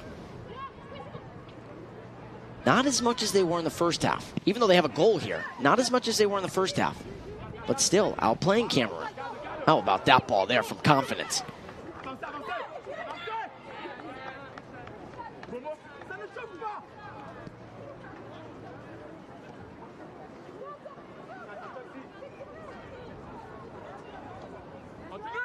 Slowing it down here is Pasquarot and making the way through a couple of defenders. Here's Prony. Prony, one of the fastest players in the tournament. Prony looking for a cutting teammate. Cleared away, and it's a throw-in. Nice job by Rita there to make sure that that pass wasn't connected between Prony and Tivione, both players who just checked in. Tivione a little bit disappointed too. I think she was really trying to make that run, just not fast enough.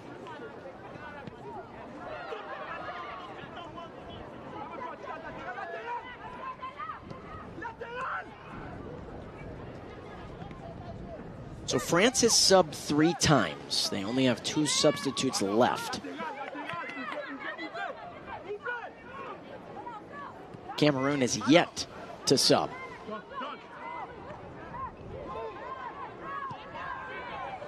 Goudart trying to find Prony. Ndome with a good interception. And then Prony, definite foul.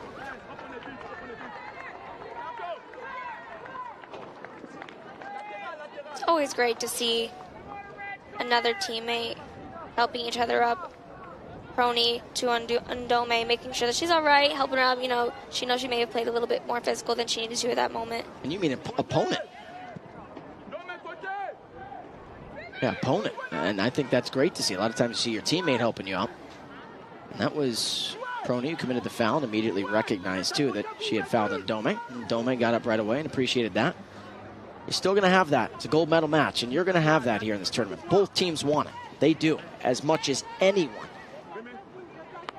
But you're going to see that friendship through sport, that message, it's just bigger than this match in front of us.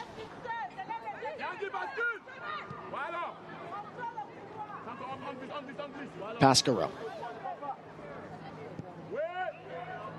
Tried to find Prony.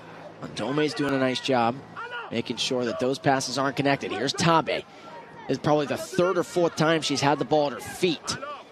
Eto with a right foot try. Nothing's easy in a gold medal match, but Dupapech, that's one of the easier shots she's going to be able to save. Immediate pressure there for the Cameroon team.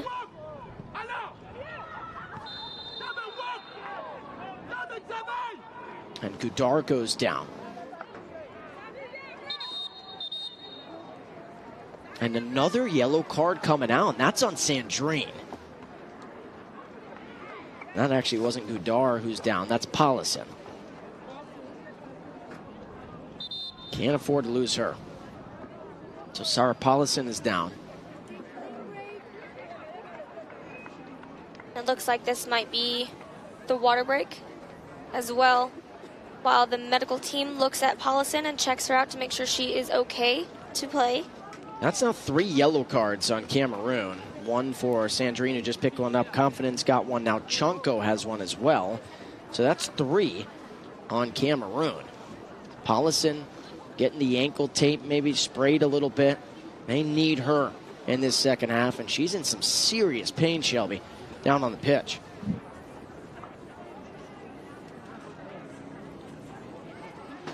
So both teams get the hydration break here. 71st minute. They're going over the strategies and talking about what they need to go over. Well, I think Cameroon, they're playing just as quick as they did in the first half.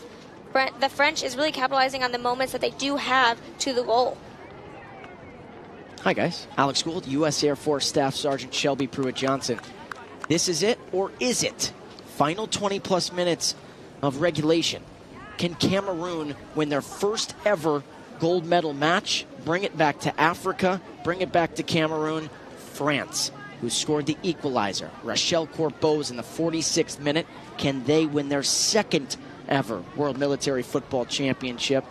This is what it's all about. If you wanted the drama and the suspense, this is it in the final 20 minutes. Right, as the time gets shorter, the tensions get higher. I think we're going to see a little bit more physicality. I think we're going to see some more runs to the goal, more tenacity from both teams. Absolutely. All right, they're getting back out there here. So are we. But 70-plus minutes in, 1-1 between Cameroon and France. And I know we can't see it here because we're looking at the camera, but it looks like Paulison got a standing ovation. We're going to wait to see if she can check back in. She's a big player here for France. Definitely not someone we want to miss here up in the front. And I think that Sandrine is thinking, I would like to see her kind of sit out for a little bit and have more of a chance there to defend. Absolutely. But all right. Big thanks to all of our crew. We've shouted them out all tournament. They're doing a great job. But final 18 minutes. Let's get back to action here between France and Cameroon.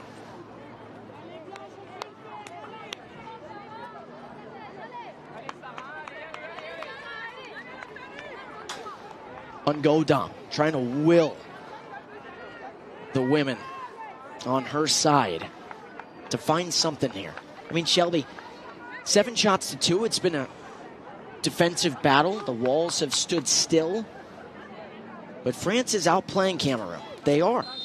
Everyone in Cameroon watching back at home knows that. But they also know that that doesn't mean in the sport of football they can't strike here and win the match in the late stages. We've seen it a lot in this tournament. It does not take a ton of time to score a goal, and these teams know that as well. Quick ball played by Paulison. Guess she's okay. Tivillon, who was looking for Brissonnet, and that ball was way too off the mark. I'll tell you what, that is so smart. How intelligent Paulison is. Everyone's complaining for Cameroon, and you can't do that in this spot. You're not going to change the call, even if you think it's the wrong call. You're not going to change it from Laura Rodriguez. You aren't. And so you have to know that Paulison, a veteran, is going to play that ball quickly, and Tivillon's going to make the run. I think that's what they have to do, is capitalize on the opportunities they have to get an offensive, to make those passes, to make quick play, to get it into the field quickly as well. So the subs getting ready to check on for Cameroon and check into this match.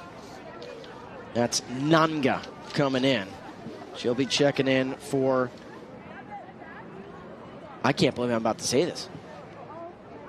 What we're being told is that confidence is coming off the pitch. I am stunned by that. I don't know if it has something to do with the yellow card, but confidence is coming off the pitch here, Shelby.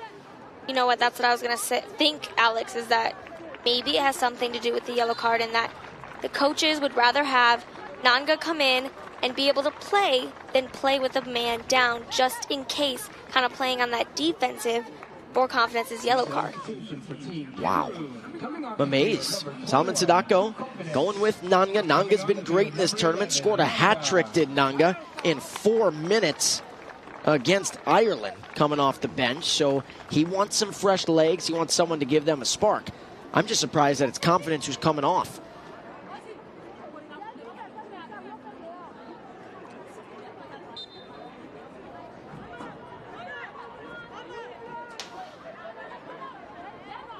Final 15-plus minutes here in regulation. As a reminder, if it's tied after regulation, take a quick breather. Then it's 2 15-minute extra time halves. No golden goal, so even if someone scores right away, we play on. If someone wins after extra time, of course it's over. But if no one leads after those 30 minutes, you get penalty kicks. Paulison leaves it. Paulison, who tried to kick it off of Ungodom, and Ungodom gets a red card. She used her hands outside the 18, and the keeper for Cameroon is gone. What a major call here in Spokane by referee Laura Rodriguez. Paulison asked for it right away, and Ungodom used the hands outside the 18. Let's take a look. That's a major call, and the whole Cameroon team can't believe it. And now Ungodom trying to calm everybody down, saying, listen, we can still win this match. Let's take a look.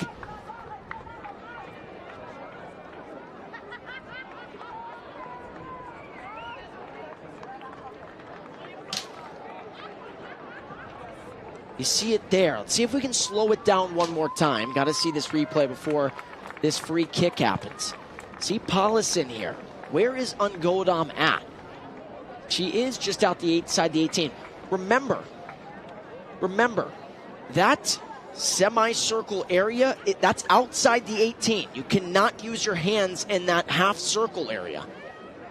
And so Ungodom touched it outside the 18, and that's going to draw a red card every time from the referee. Well, you talked about the drama. This is a turning point, or could be a turning point, for the French team or the Cameroon team. Boy, this is major here in Spokane. So the backup keeper in Onumo for the first time. Haven't seen her all tournament. Onumo is coming in to the match for Cameroon. And that, of course, means that a different player has to come off for Cameroon. So whenever she checks in, someone else has to come off the pitch. And it's tough. This is not how you want a match to be decided. Not a gold medal match. But when you're looking at it there, Shelby, anytime a keeper uses the hands directly to stop a shot, because Paulison's, and that's also the discretion. Laura Rodriguez sees the shot, that shot's going to go in. If Ngodam there in that spot doesn't use her hands, Paulison scores, it's 2-1 France. And so maybe you could look at it if you're Cameroon. I know you're down a player, but she did prevent a goal. Absolutely. I mean, here in the next 10, 15-ish minutes, Cameroon can hold strong. So maybe, like you said, Ngodam did the best thing she needed to do for the Cameroon team. So the player who checked off was Ndome, and Ndome's thinking, boy, I got to be the one to check off because of that. But a great game by Ndome, too. She's been really holding it down there in the back. So Corpos, who scored earlier in the second half, in the 47th minute. Corpos testing the new keeper, upper 90, and France has their first lead of the final. They lead 2-1. Who else but Rochelle Corpos in the 79th minute? The second goal for Corpos, upper 90, almost impossible to stop that goal. Testing the new goalie, Onumo, coming in within seconds, getting scored on by the French team. And I don't even think if the keeper in Ngodam was in there, could she stop that right foot rocket on the free kick for Corpos? Boy, if there's a player of the match, it is Rochelle Corpos. You saw it, upper 90, painted it like Picasso. And France now trying to hold on to this 2-1 advantage and win their second ever gold medal. You have to think the Cameroon team is going to give it their all here in the next few minutes, trying to get it tied up and then one up on this French team. Now Paulison got to box her out. Sandrine clears it away. Boy, what a second half for the French. I mean, Rochelle Corpos, that's one of those situations where it doesn't matter being up a woman or down a woman in that spot. That's a free kick just outside the 18, about 21 yards out. And Corpos with the strike of her life. Corpos has now scored 3 straight goals. You talk about a flair for the dramatic. 3 straight. Corpos was the one who was set up by Tivion against South Korea to send France to this match, to face Cameroon and compete for the gold. And now Rochelle Corpos has scored 2 times here in the second half. And by the way, Rochelle Corpos, until the 90th minute in that previous match a couple of days ago against South Korea, had not scored in this tournament. And she's got the last 3 goals for France.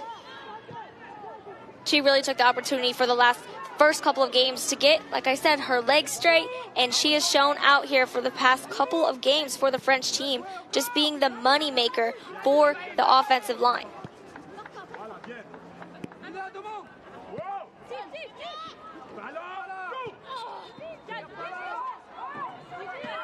So free kick here for France, 82nd minute.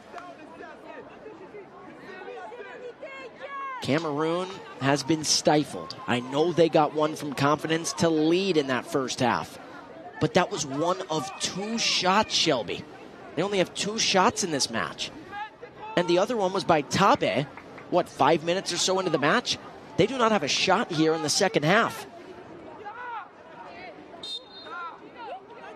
The defense for the French team has been phenomenal here in the second half, but you have to think for the next couple of minutes, she's going to be the defensive line is going to be even stronger, just stifling any attempt at the goal, like we were saying. So I know we've mentioned it throughout the tournament, but Rochelle Corpos grew up in New Jersey. Both their parents are French and then moved to France to pursue life, football, and then also pursue the military.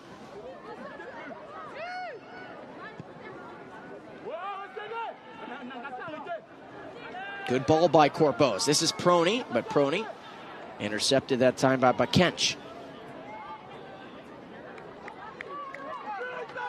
Can Cameroon mount something? They had no shots in this second half when they were equal with 11 women on the pitch. Now they're down a woman because of the red card to the keeper in Ungodam, who used her hands to block a shot and try and save a shot just outside the 18. And one more reminder, I know fans are going to comment on it. That semicircle, not a part of the box. That's why the lines can be confusing. I understand this is American football field. But Ungodam, when you look at it, was outside the 18, was outside the penalty area. And that's going to draw a red card from the referee.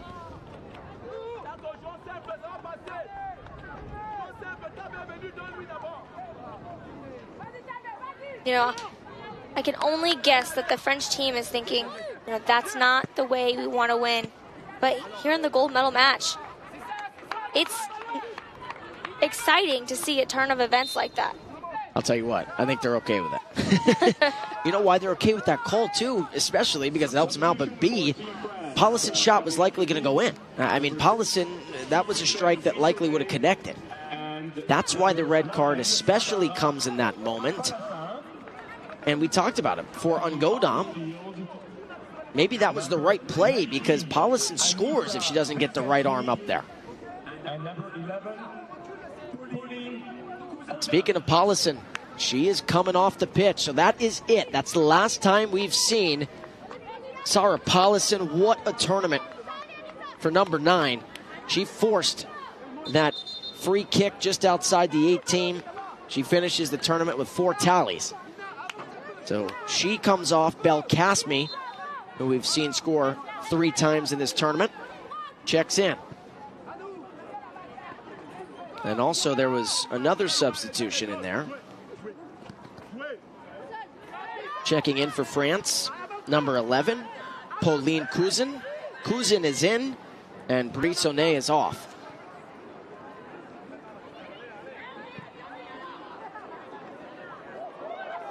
Chance here for Corbose. Tivion looking for someone, and a good stop there by the new keeper for Cameroon in Onumo.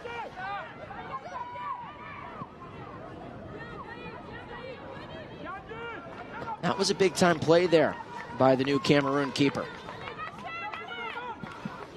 France is trying to play keep away, and they're trying to do it on their attacking third. A lot of times maybe you'd park the bus, Shelby, but when you're up a woman, maybe you don't have to. But you still got to be careful of Tabe. And boy, that could have been a foul call. Laura Rodriguez says play on, letting him be physical here in the late stages of the gold medal match. And now a foul is called on Tabe as 2 players get tangled. So Tabe and Pasquero get tangled over there on the far flank.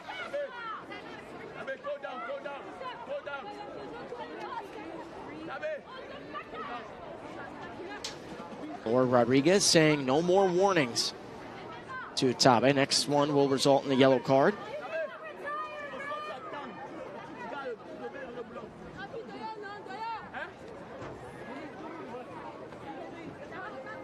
In case you're just joining us, confidence for Cameroon struck first. It was the first ever goal by Cameroon in a gold medal match. First ever goal by an African nation in the gold medal match. You see it there. Tabe and Pasquero get tangled.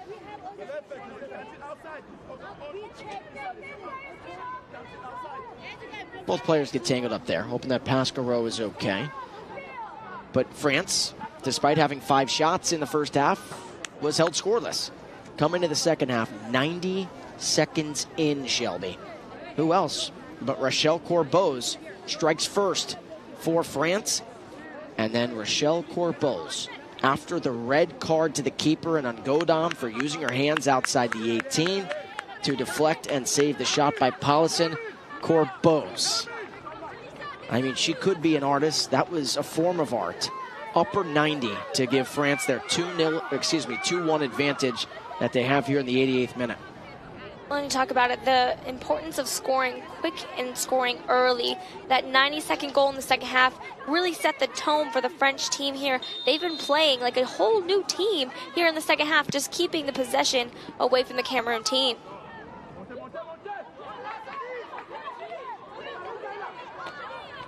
Down a woman. It would be one of the biggest stunners in CISM history and this World Military Football Tournament history if Cameroon can tie this match up down a woman. Don't forget, something we have yet to bring up, Mali. Cameroon's African counterparts were down a woman against France and wound up scoring a goal. So the answer is it can be done. France got a little bit lackadaisical with their back line, and Mali was able to put one into the back of the net.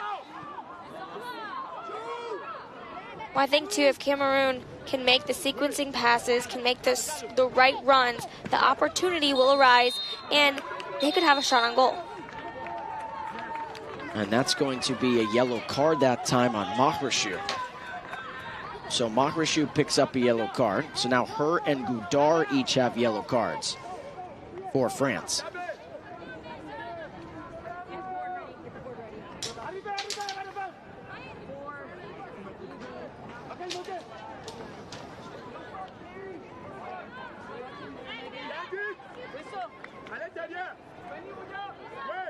So 90th minute.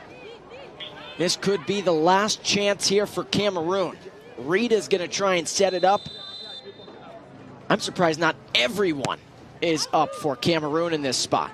Rita couldn't get it there. Sandrine trying to keep it alive.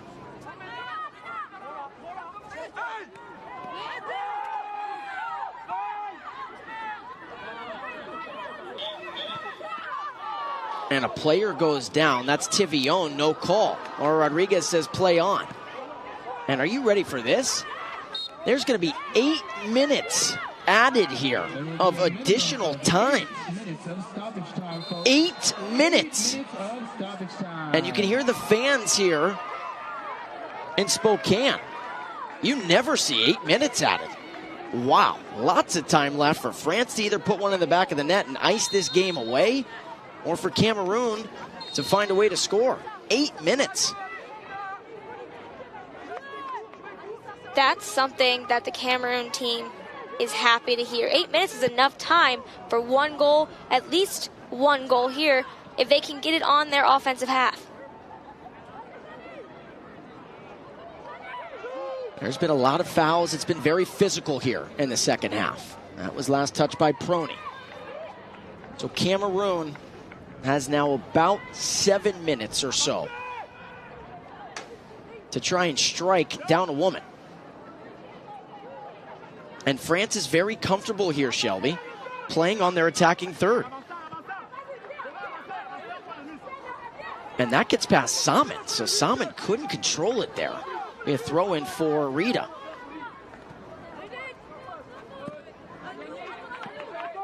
Last touch by Nanga, so a throw in here for France.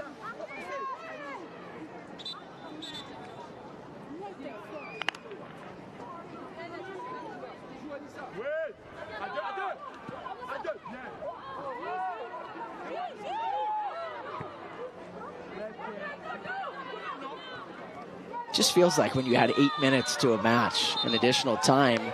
And Tabe just picked up a yellow card. So that is Tabe's first. Remember, Laura Rodriguez warned her. Now Chanko is not happy with Laura Rodriguez. Got to be careful here if you're Cameroon. Chanko already has a yellow. You can't play down 2 women. Goudard's telling the French team, hey, calm down, let's get our head. The tensions are high on the field. Right, exactly. It's a great point. She doesn't want them to retaliate or pick up a potential red or another yellow or whatever it is.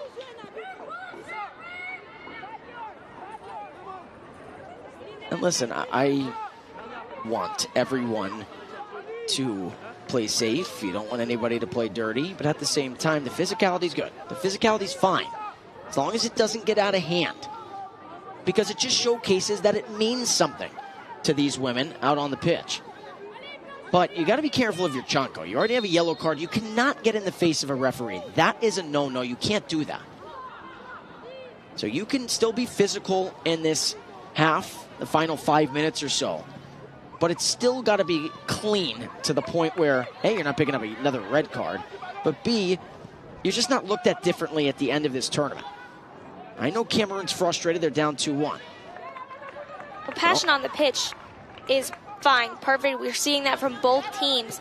But keeping your head cool is vital to ensure that the teams are playing as much as they can full-bodied here on the field. Summon. Belkacemi. Tivillon. Remember the back heel by Belkacemi and Tivillon. Left foot try and caught in the air. No problem there. By Onumo. And Onumo with a big boot down the pitch. And that's actually what you need to do if you're Onumo. Problem was that her players couldn't get there in time. Nanga and Tabe were up there. You can see Tabe is tired. One of the first times we've seen her gassed here. Prony looking for Belkacemi. Belkacemi with a chance off the chin of Onumo. So Onumo's come on, and she's been brilliant inside the penalty area. Being decisive there, even outside the 18, coming out, using your foot when you need to. Eto gets called for the foul there. That one was a little bit closer there, Shelby. Eto couldn't believe she was called for that one. Now the keeper and Dupapech taking her time here.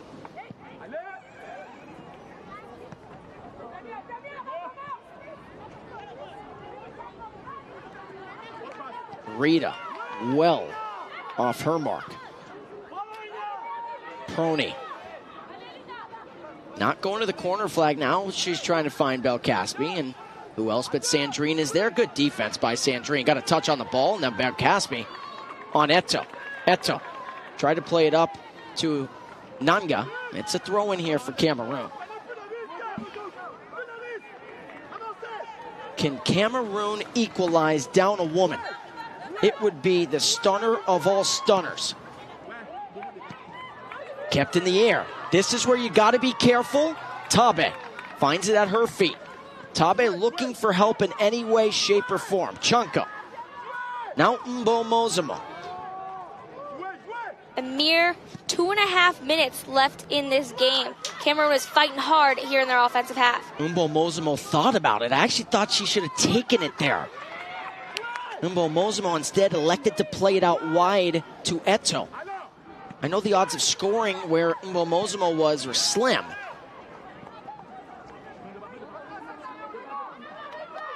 Two-ish minutes to go.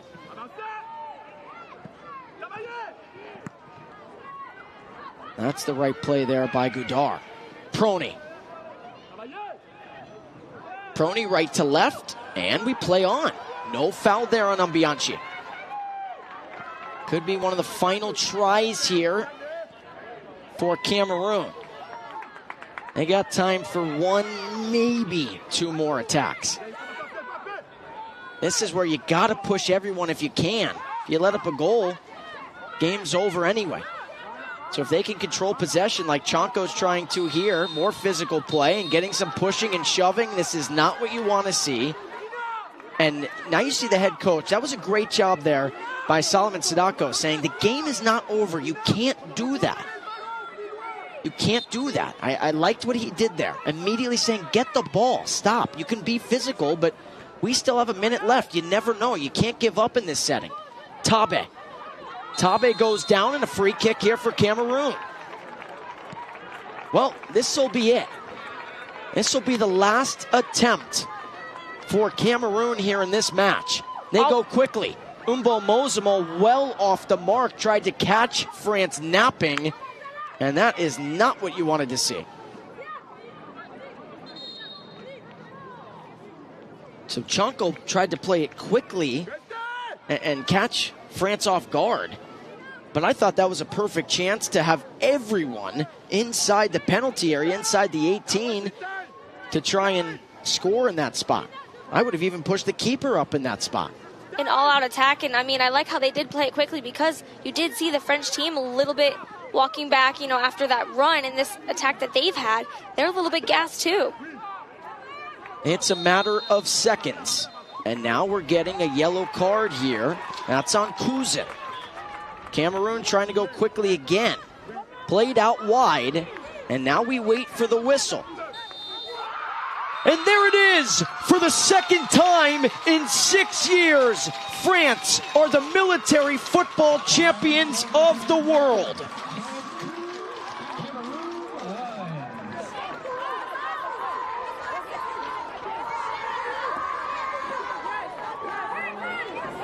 La Fête en France est lancée. The party in France is on.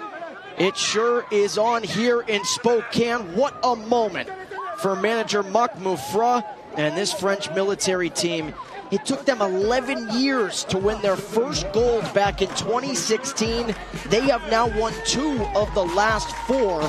When it was all said and done, partner, this French team was unbeatable, especially in this second half because of Rachel Corbos. From the very beginning, we knew the French team was a force to be reckoned with, Alex. They've showed us here today exactly why. A huge congratulations to the French team, friends, families, and fans. Rachel Corbos is the hero. She was the hero against South Korea. Scored the first one in the 90th minute to send France to the gold medal match. And again, what did I say? La Fête en France est lancée. The party in France and Spokane is on. And for Cameroon, Shelby, crushing for Cameroon. I know they wanted to become the first ever African nation to win the gold, but they do become the first ever African nation to win the silver, and that right there is the silver line. Great pun, Alex. You're so great at those. But in all seriousness, the Cameroon team has done what many couldn't. They have came to this tournament, shown their true skill, and brought home some hardware for the very first time. Confidence scored the first and lone goal for Cameroon. And it is emotional because this tournament, you see right there, it means so much. It means so much to these women. If you don't, just look at that shot right there and never forget it. If you think that this tournament isn't more than just football, more than just the military, well, I think you're watching the wrong event, the wrong sport. Cameroon fought tooth and nail, just came up short today. It has been a exciting match, and you know what? Both teams gave it their all. The passion, everyone saw it here on the field, was so great. Everybody was working so hard, and you can tell it does mean more than just this game of football. And merci to those of you in Cameroon and France for tuning in, not just today, but all tournament long. Thank you for being with us every step of the way, whether it was staying up past your bedtime or waking up extremely early. We heard you, we saw you every step of the way. And I know these hardworking women appreciated the sport.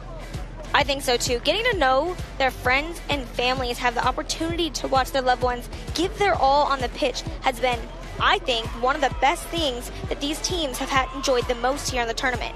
Being in the military, your family sometimes doesn't really know what you do when you're gone. This time, their friends and family got to see exactly what they were doing while they were gone here for 2 weeks. Absolutely. I think you said it best right there, partner.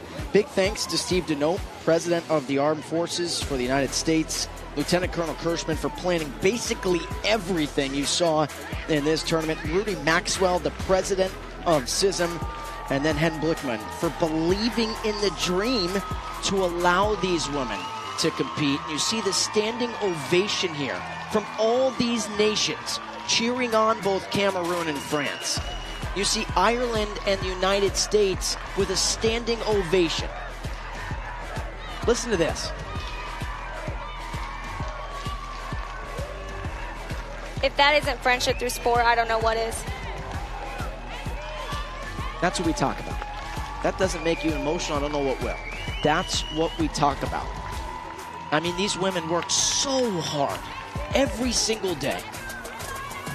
to come out and support. To come out and to support each other. And Shelby, it was a pleasure working with you. A tournament I know they'll never forget, I'll never forget, you'll never forget. I mean, 22 matches for our crew of amazing football. As you said, friendship through sport, and all of these hardworking women who defend their nations and defended the pitch pretty well, too. It was a remarkable championship. Any final thoughts from you? You know, Alex, this has been the highlight of my time here at the 3AVS. What an amazing way to showcase our capabilities and the capabilities of these 10 nations throughout their time here in Spokane, Washington. Cameroon, I know they didn't get the gold, but they'll still be dancing on the flights back to Cameroon.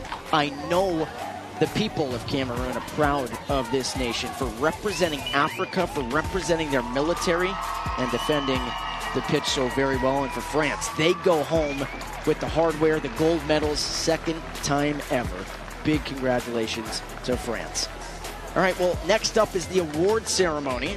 It's coming up next. We will stream it live, but Shelby and I sign off for the final time here in Spokane. For my partner, U.S. Air Force Staff Sergeant Shelby Pruitt-Johnson, producer John Zeno, director Adam White, and our entire second and third audio-visual squadron crew, I'm Alex Gould, saying so long from Union Stadium, where France defeats Cameroon 2-1, thanks to two big ones from Rachel Corbeau's. Her game winner in the 79th minute was the difference to win the 13th CISM World Military Football Championship. Till next year in the Netherlands. Good night, everybody.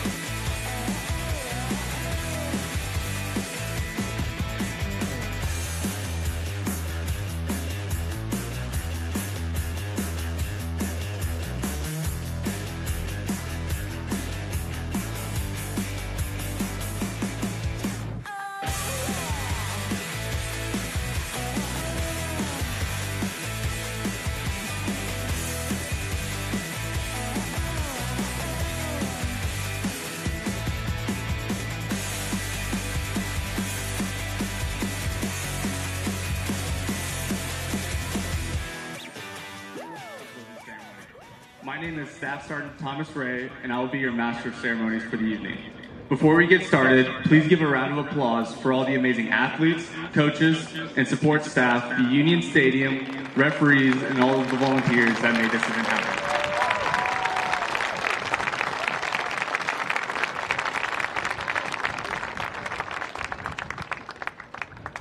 Also like to extend a warm welcome to Fairchild Air Force Base leadership, honorary commanders, civic leaders, distinguished visitors, all members of Team Fairchild in the inland Northwest community.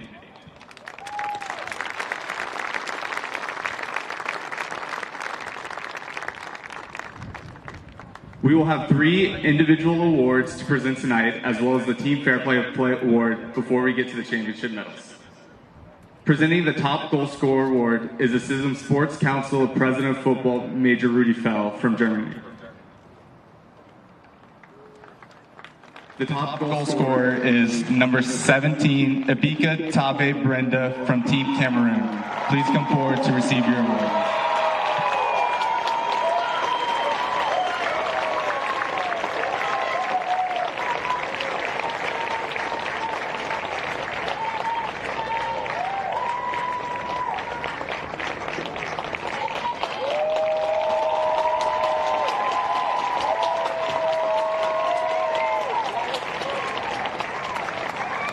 Presenting the Goalkeeper Most Valuable Player Award is the CISM Sports Council representative from the Netherlands, Mr. Hen Blickman. The Goalkeeper Most Valuable Player Award is number 1, Annette Flore Ingo Ndam from Cameroon. Please come forward to receive your award.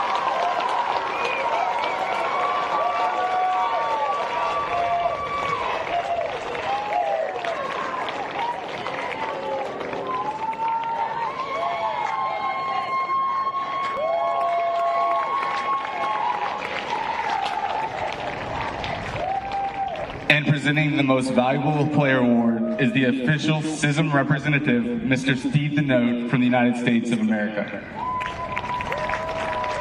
And the Most Valuable Player Award is number 12, Yaina Park from Team Korea. Please come forward to receive your award.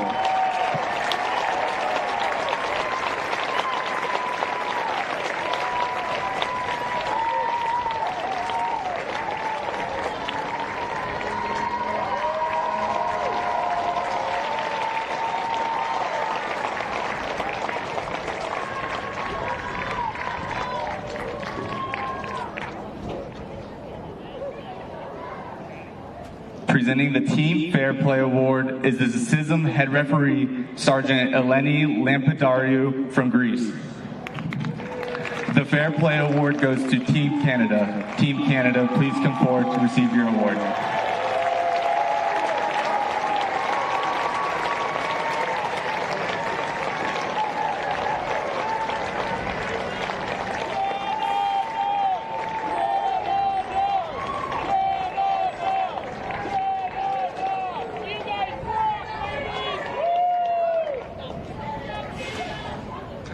We will now award the championship medals. Presenting the bronze medals is the Fairchild Air Force Base Mission Support Group Commander, Colonel Charles Fletcher. In third place, Team Korea. Team Korea, please come forward to post your flag and receive your awards.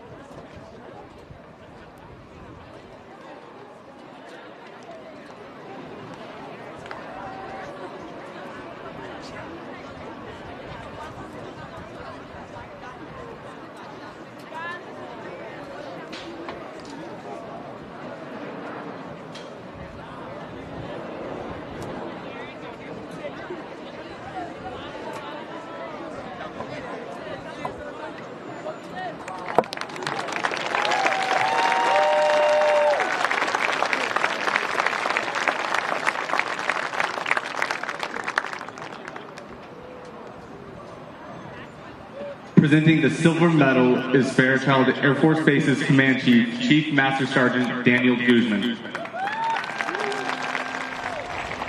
In second place, Cameroon. Team Cameroon, please come forward to post your flag and receive your awards.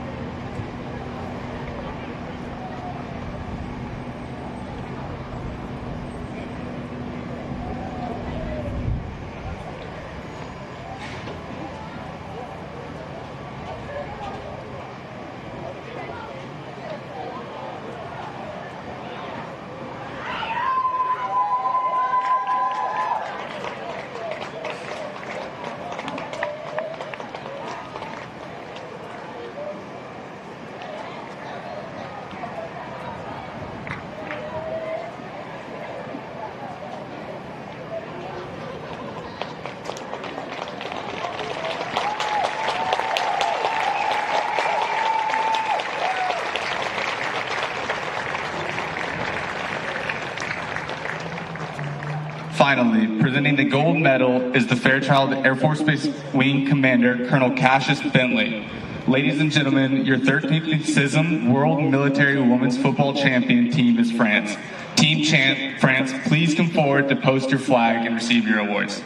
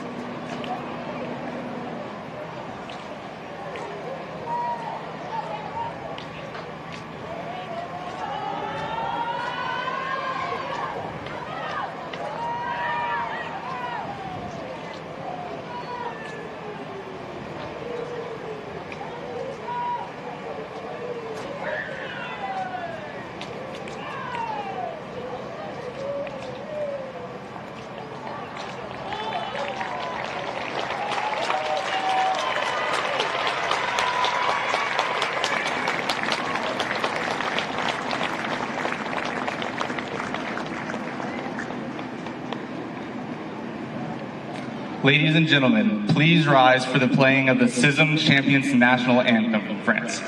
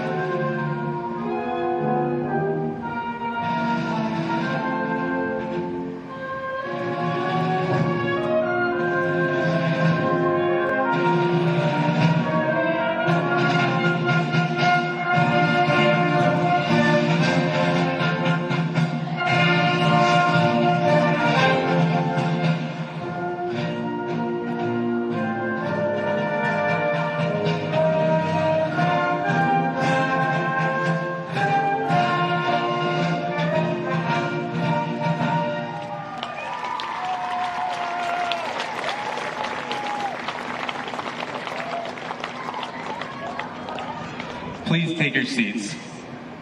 At this time, we would like to kick off the closing ceremony by presenting the official CISM representative, Mr. Steve Deneau, with some closing comments.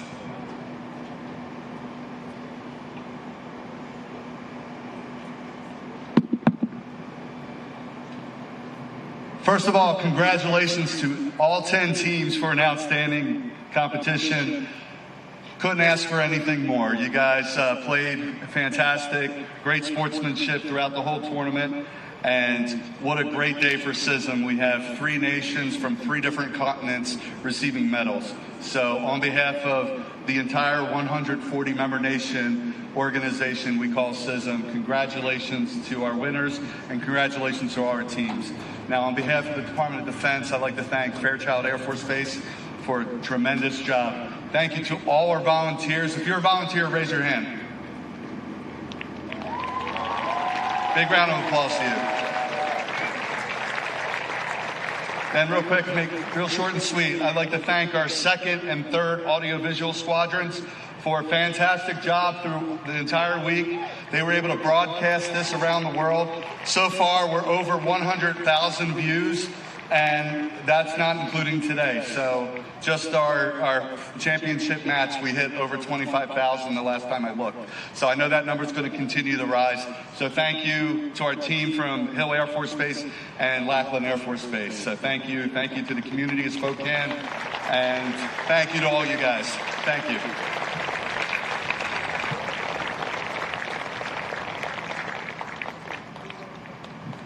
Thank you, Mr. Steve Deneau. And now we would like to invite Colonel Bentley to give some closing remarks. All right, thank you. First of all, I want to say thank you to one individual. Last year in August, I was asked a question if we could host this tournament. We had a big air show in May, but man, you pulled it off. So let's give a big round of applause to Lieutenant Colonel Jeremiah Kirschman.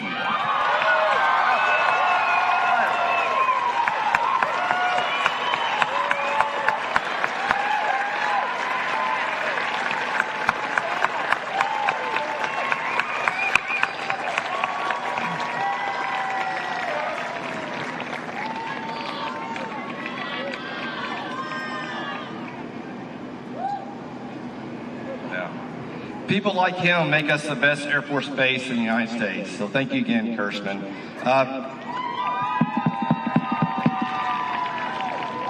All right, big thank you to the fans that came today and in the past games. What a great tournament. I think this is my 4th game, and every time, class act. Really appreciate it. Thanks to CISM for doing this for us.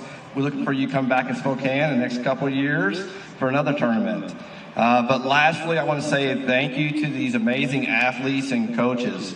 Man, friendship through sport. I think you definitely exuded that this last month. So congratulations to all the players and to the 1st, 2nd, 3rd place countries from 3 different continents. That's pretty impressive.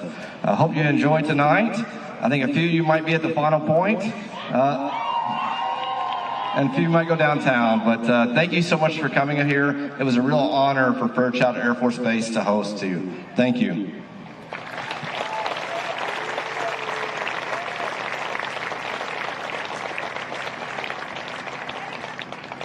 Thank you, Colonel Bentley. Ladies and gentlemen, please rise as we play the national anthem of the United States of America, host of the 13th Annual CISM Football Championship.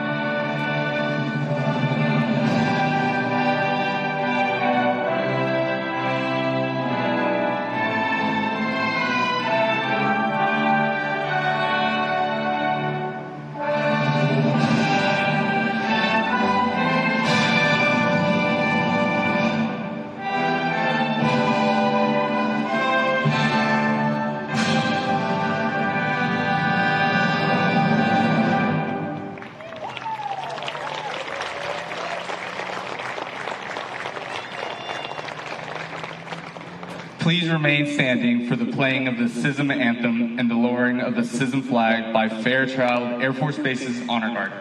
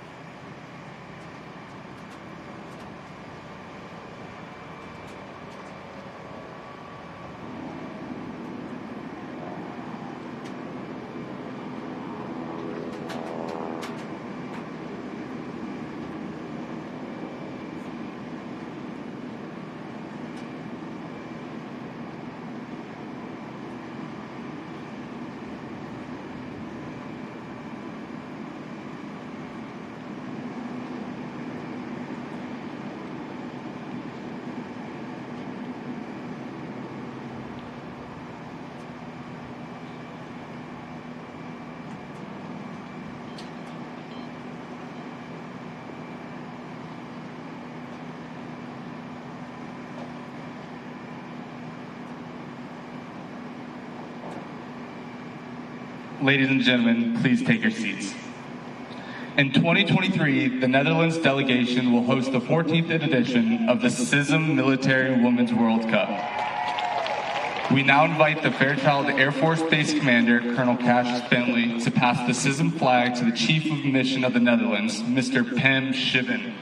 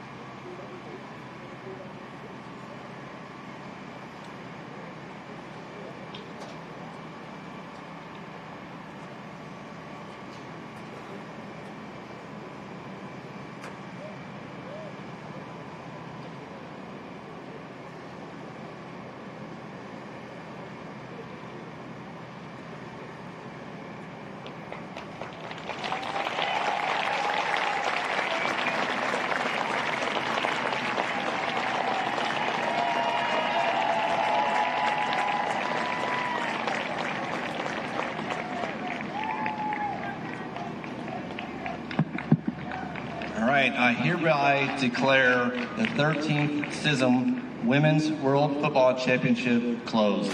Thank you.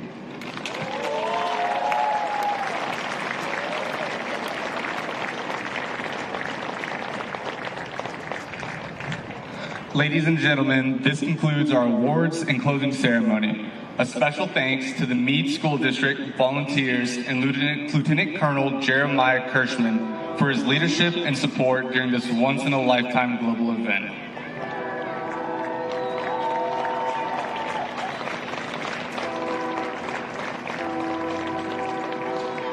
We would also like to thank our sponsors whose generosity made this event possible. Global Credit Union, the Northern Quest Resort and Casino, the Spokane Sports Commission, the Spokane Tribe Casino, the Spokane United Surf League, AT&T, Diamond Storage, Protein Puck, iHeartMedia, and the Pacific Northwest Inlander KREM2, KHQ, and SWX. Please thank our sponsors with a round of applause.